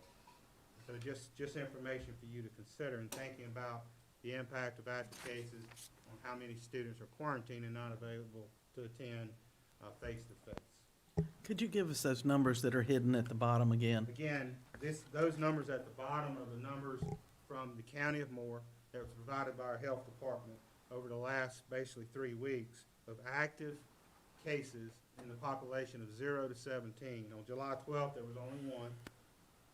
July 19th, the next week, there was 15. And then last week, on July 26th, there was 23. That's current data from this past month in July. And I would say that in tracking that data myself, if you start with July 12th and you go backwards, that's pretty much, those single-digit numbers are what Moore County experienced all the way back to the first week of June. Very, very low, very low. And Seth is going to walk us through a couple scenarios. Ms. Thompson, you were asking about what does it look like if they are wearing masks, if they're not. The next slide takes us to a couple different scenarios. So. And I'll say this as well, and Dr. Watler pointed this out and said, you know, keep in mind, this was when kids were wearing masks. So these, you know, you're looking at 14 cases on May 12th that resulted in 429 quarantines. That's when everybody had a mask on. So what if half these kids had not been wearing masks? That number could have easily been double, triple, could have been without masks. Let's look at scenarios. Let's first look at a high school classroom with a positive case.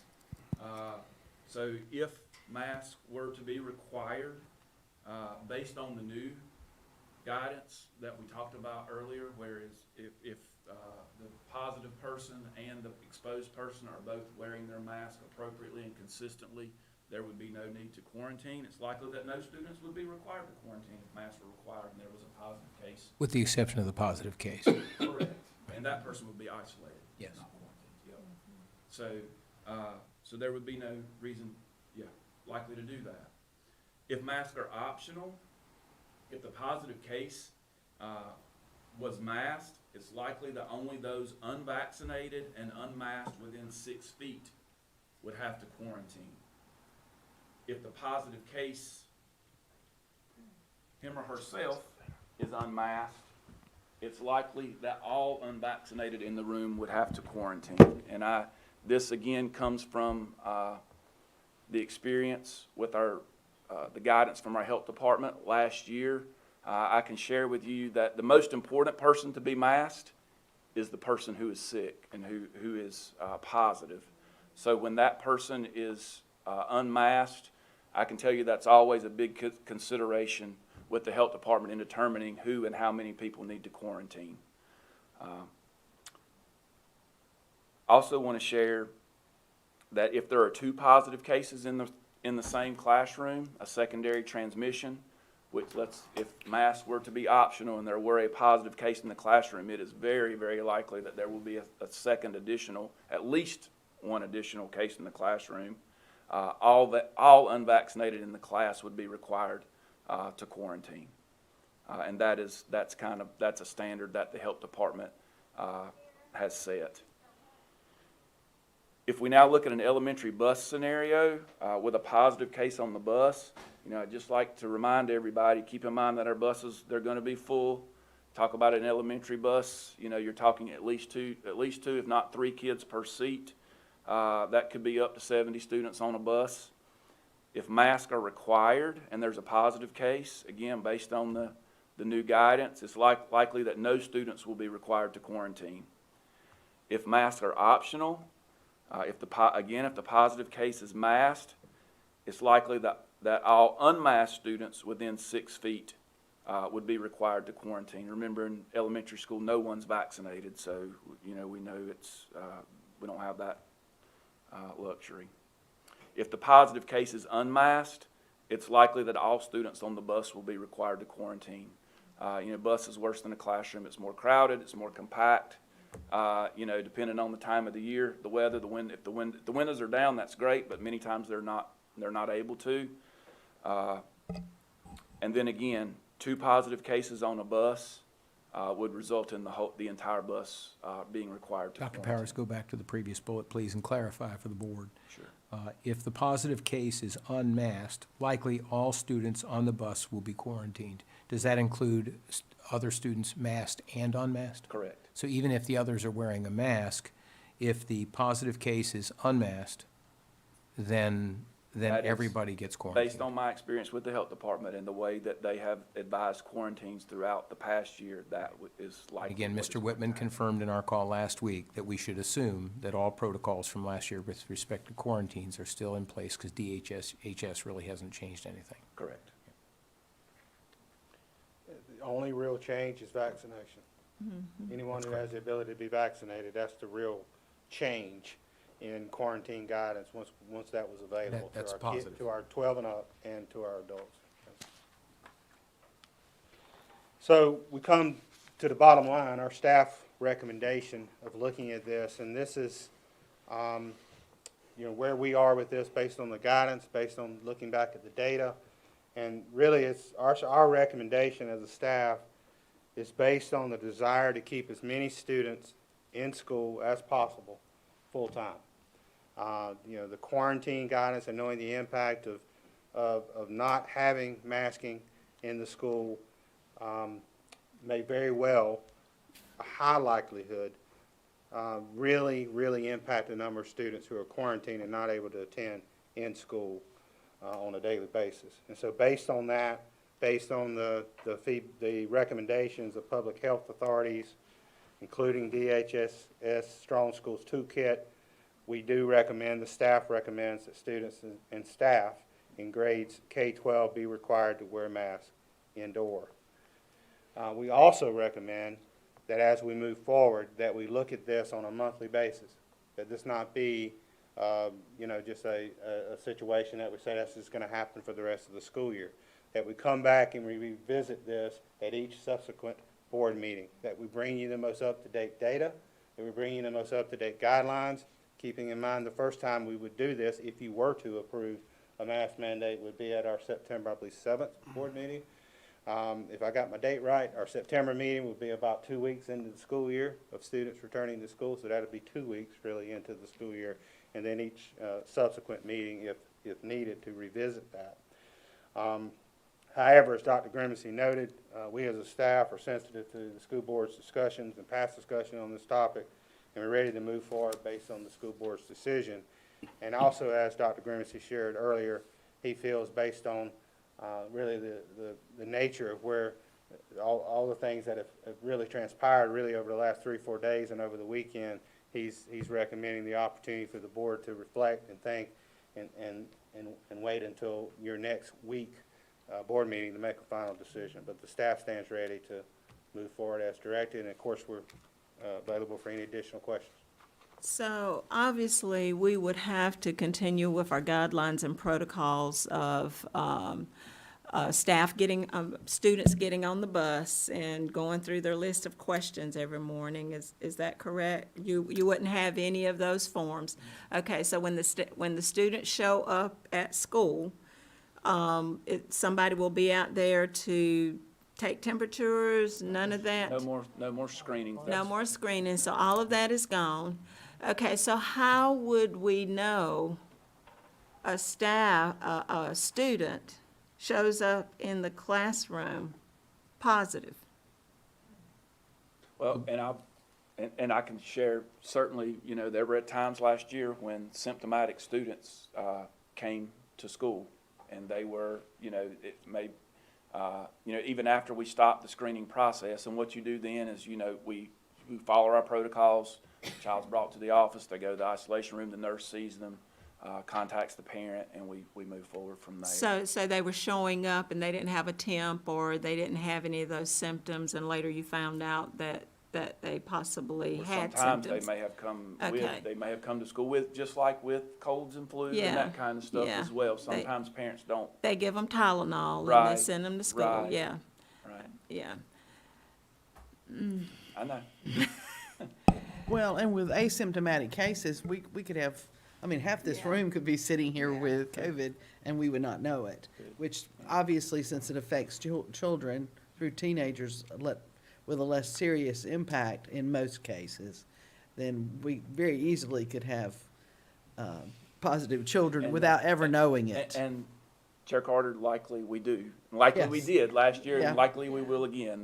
That is the case, and, but, so another reason we want to do everything that we can do to limit possible transmission at school.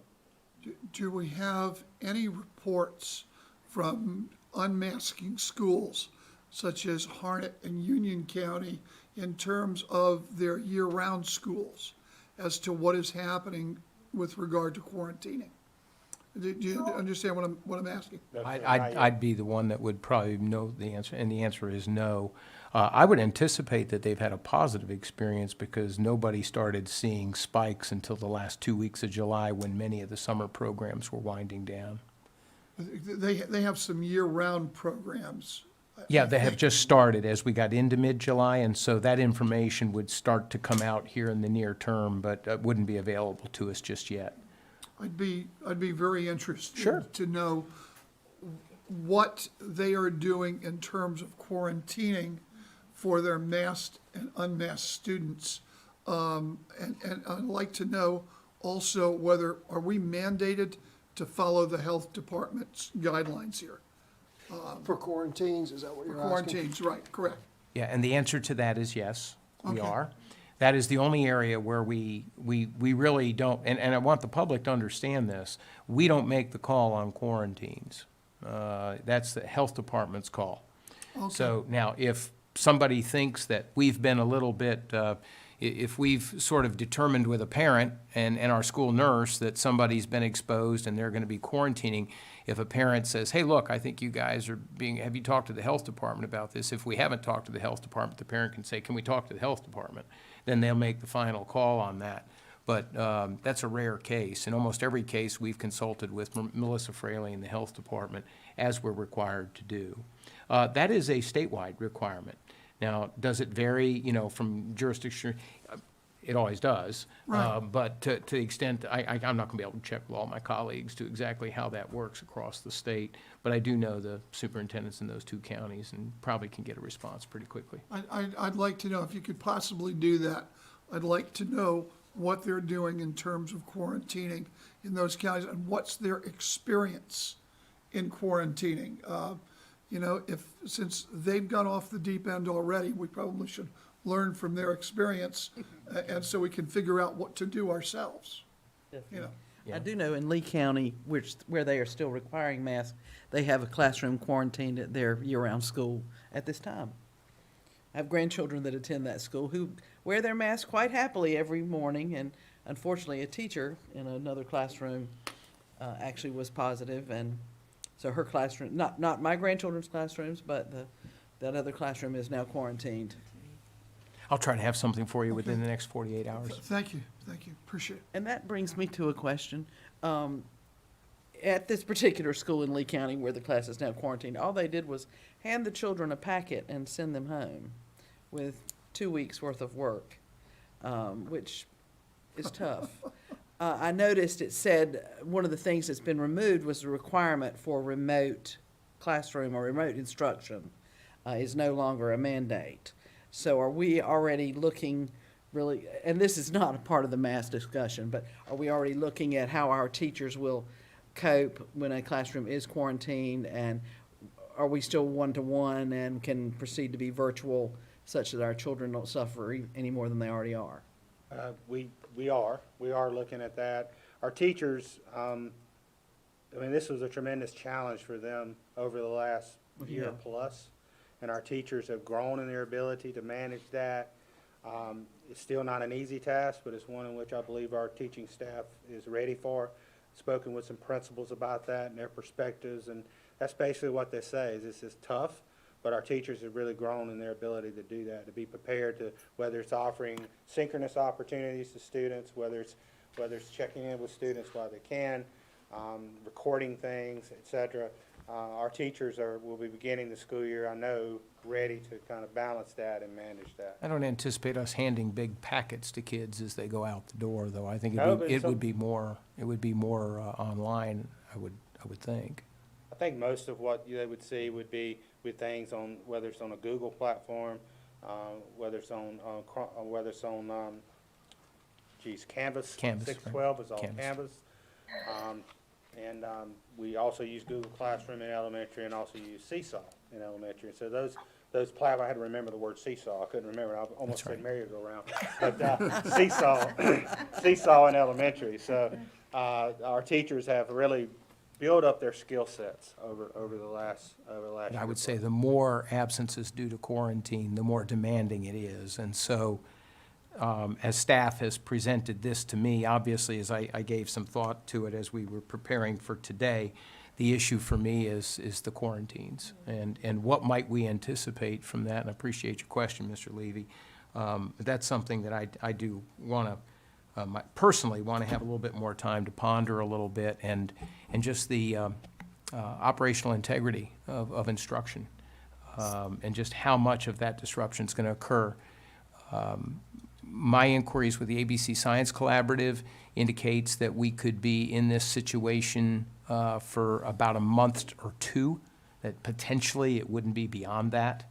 And so, as I think of the staff's recommendation, I'm thinking short-term as short term as possible, if that were to be the case.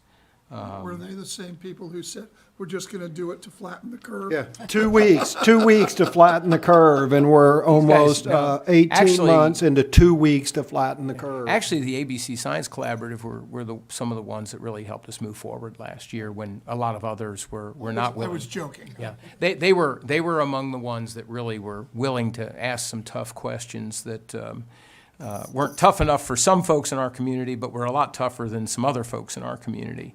And I think we had really good information from them throughout the process last year.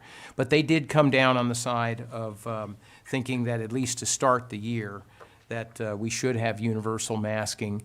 And so any recommendation on my part that cuts across the grain of that particular recommendation in particular, I just need to have a couple more days to think through. Without the quarantines, in particular a month ago, I had one way of looking at this, but I've got to tell you that as I look at the recent spikes and I consider the disruptive effect of quarantines, I hope everybody just gives some careful consideration of that for a few more days before we make a final call. And I think the board should just make a call next Monday night, and whatever it is, we'll proceed with. Another question. I'll have a recommendation by then. Knowing that with the start of the year, we have lots of new employees of all types, teachers, bus drivers, custodians, whatever.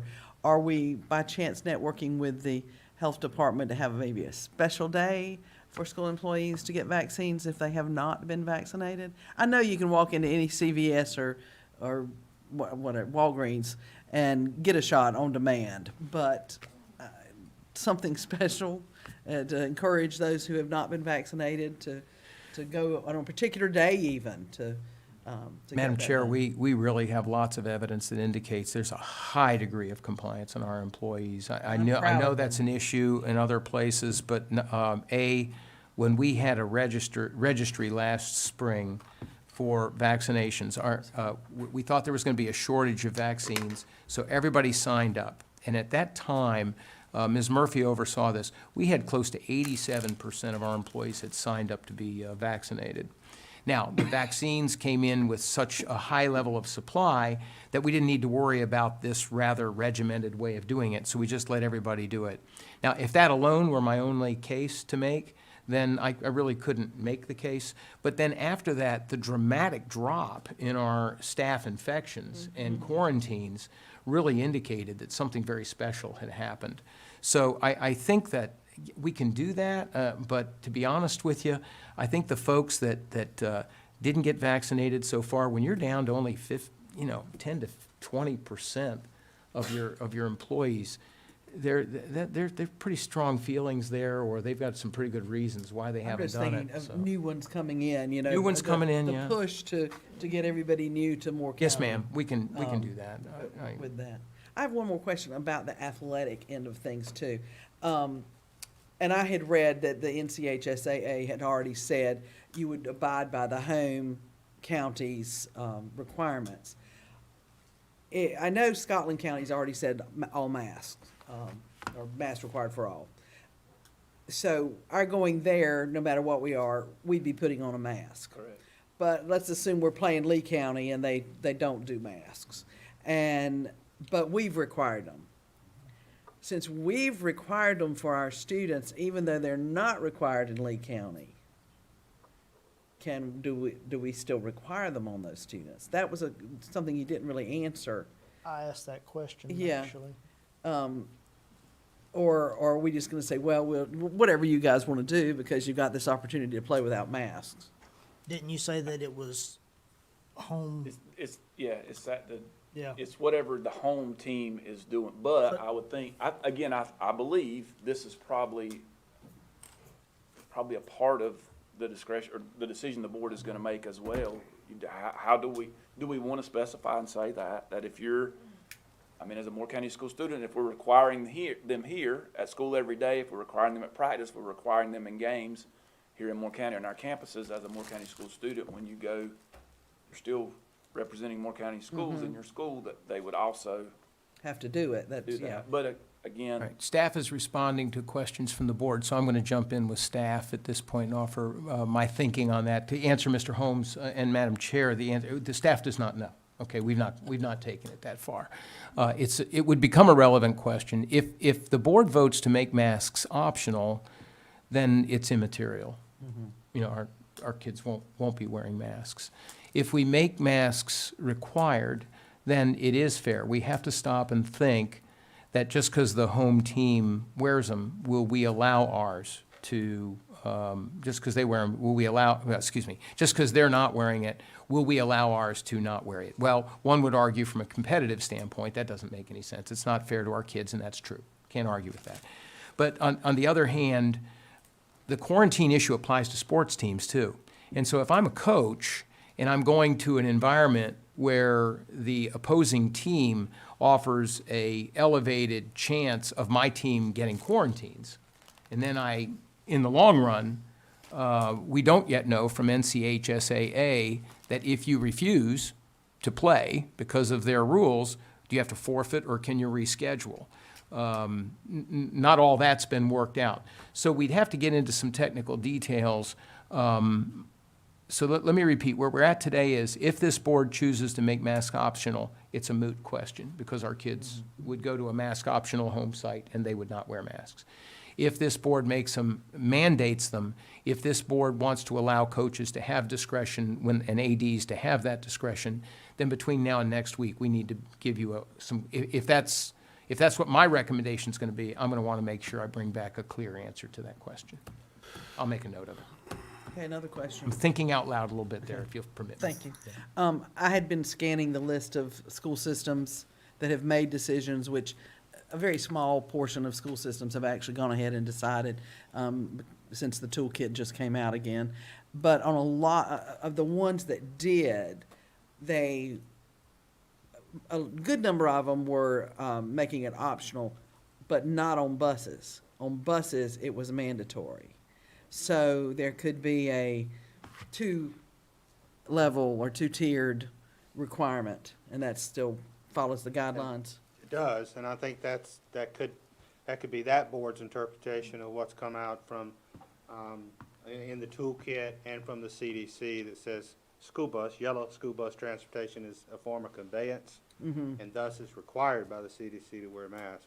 That's part of the toolkit, and that's part of the deliberation that you'd have to have. But yes, there are some boards, I saw that as well, Chair Carter. Most of them made it mandatory That on on buses. buses, you do have to wear them, but in other places, it's optional. For the ones that have made a decision, I have seen that as well, yes. Yeah, we can lose as many as 60, 59, 60-plus students for 10 to 14 days every time we lose an entire bus. And so classroom is about half of that, maybe a little less than half of that. But either way, that's where you see the number of students that are absent from school due to quarantine beginning to really multiply itself. Mr. Dennison, did you have a question? Yeah, I didn't have a question, just a comment. I'm definitely in favor of delaying a week before making a decision. And I like to look at what's happening, all the research and all that stuff, but what's happening here. And one thing that concerns me a little bit is that the 7-day average of the number of Moore County residents getting the virus has increased from 1.1 on June 28th to 25.9 on July the 30th. So, and each day it's gone up, it hasn't leveled, so, see what happens there. I don't know what effect that would have on us, but. I don't think we're ready, so what I'm gonna do is I'm gonna make a motion to table till next time. I Because second. I'd like to see a more full report Yeah, from the superintendent. I think everybody else here does too. I Yeah, second I don't even that. know if we really need Yeah. a motion to do Yeah. it. I'd just do it, yeah. But Yeah. It is I don't know. a board action action, item. It would but, be, it'd be so we'll cleaner go, if you we have a just- motion to table until Monday, what is that date? August 9th? Night. Yes, ma'am. Yeah. And a second from Ms. Thompson. I have a Discussion. item. After listening to everybody, we've talked about classrooms. The chair just brought up buses, although that was part of the brief too. And then we've talked about sports teams. So I think that when we consider this next week, that we ought to consider those as discrete, independent actions. I mean, look, you could just say masks are required or masks are not required, but, maybe, certainly it sounds like masks are required on conveyance because I saw the same thing. So, they seem to be three independent things, and it would be horrible to have certainly all of our athletes wearing masks because, maybe, I hate to call out sports, but, a cross-country runner, isn't in close proximity with somebody that does a contact sport, as an example. So, it's more complicated than it may be more complicated than a one-size-fits-all.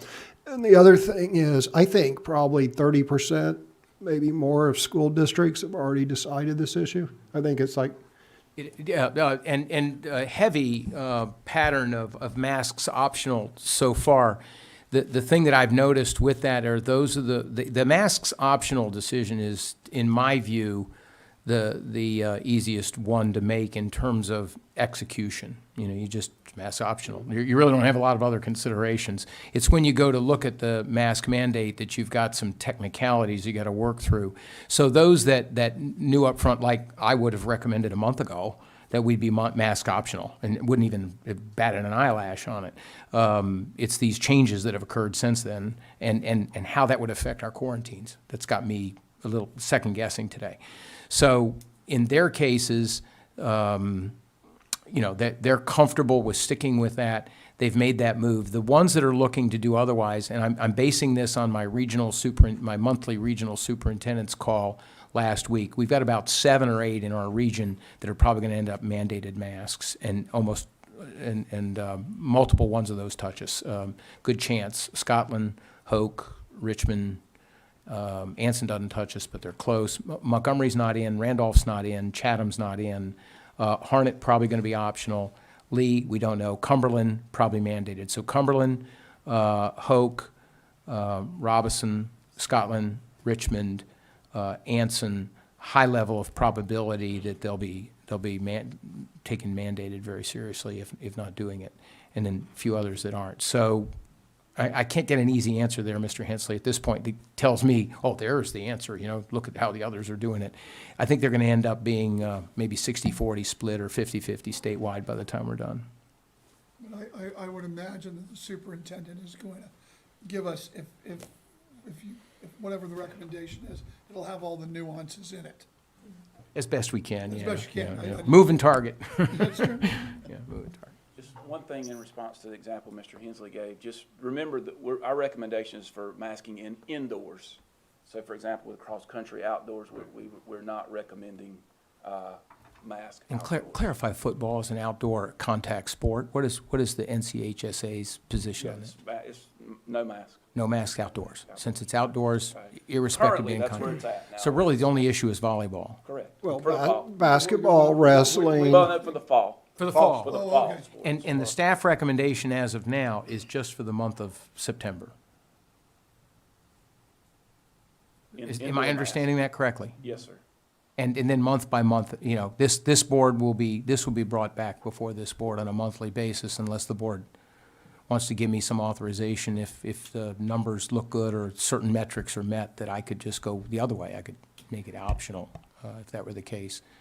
But as you can see, we're not ready for that today. But it's a good thought to have, a good path to go down. I have a question, Seth. How, if we did masks optional, how would teachers, or would teachers be responsible to enforce it? Say, I want my child masked, but then she's like taking it off in elementary school. There's like a fine line there. Would teachers be like enforcing that, or is that just something that the parent and the child have to deal with? Well, I think in any case, Ms. Caldwell, if I could weigh in on that, I Yeah. think we have a lot of years of experience of parents wanting their children to follow doctors' advice and the children not always wanting to do that. And so staff does the best they can to work with the parent and the child to fulfill the parent's wishes as much as is possible. So if a teacher is provided with a note or some directive from a parent that they'd like to know when their child is not abiding by an optional mask rule, I think it's reasonable that teacher could send an email to the parent and say, look, I tried, but Bobby Jr. Refused to wear his mask today, and I chose not to send him to the office. Let me know what you want me to do tomorrow, or something to that effect. Correct me if I'm wrong, gentlemen, is that it? That's typical, yes, sir. Yeah, there's no black or white rule on something like that. I just think that's where we have to be a team and work together and make a reasonable decision. Right, and I think as they get older, middle school and high school, it may be harder to determine that who's wearing one and who's not, especially if someone has COVID in their classroom and you go around, you have to quickly kind of look who's wearing a mask and who's not, and then determining who's going to get quarantined for 10 versus 14. Hence why I'm sitting here in quarantine right now. So, yeah, it's a lot to think about. I do think we should wait and look at everything. All right, any other questions or comments? Then we're going to wait till next week. We have a motion on the floor to table it. All those in favor, say aye. Aye. Opposed? All right, the motion carries. Ms. Caldwell, did you vote? I said aye. Okay, 7-0. And that just means we can continue to get lots more emails because I'm thinking our email boxes are quite full at this point with mask on, mask off. And Two competing petitions. that's exactly right. Obviously, people feel strongly about it one way or the other, and that is all good and well. And by all means, keep the emails coming. We read them. We try to respond to all of them, but I will have to say that in the last 2 days, we've been hit with a lot. And so our responses may be a little slower in coming. This leads us to board comments. Mr. Holmes, do you have comments? Yeah, just as I think it was me, you, and Bob, we toured the PowerUp Academy, and saw where the EC was, and it was just really, really impressive. Kudos to you guys again. I just wanted to say that, and to all the teachers that really made it possible. It was really amazing, and the students, looked like they were getting their work done, and it was a very pleasant experience. So, good job. Mr. Hensley? I don't have any comments, thank you. Thank you. Mr. Dennison? No comments. Mr. Levy?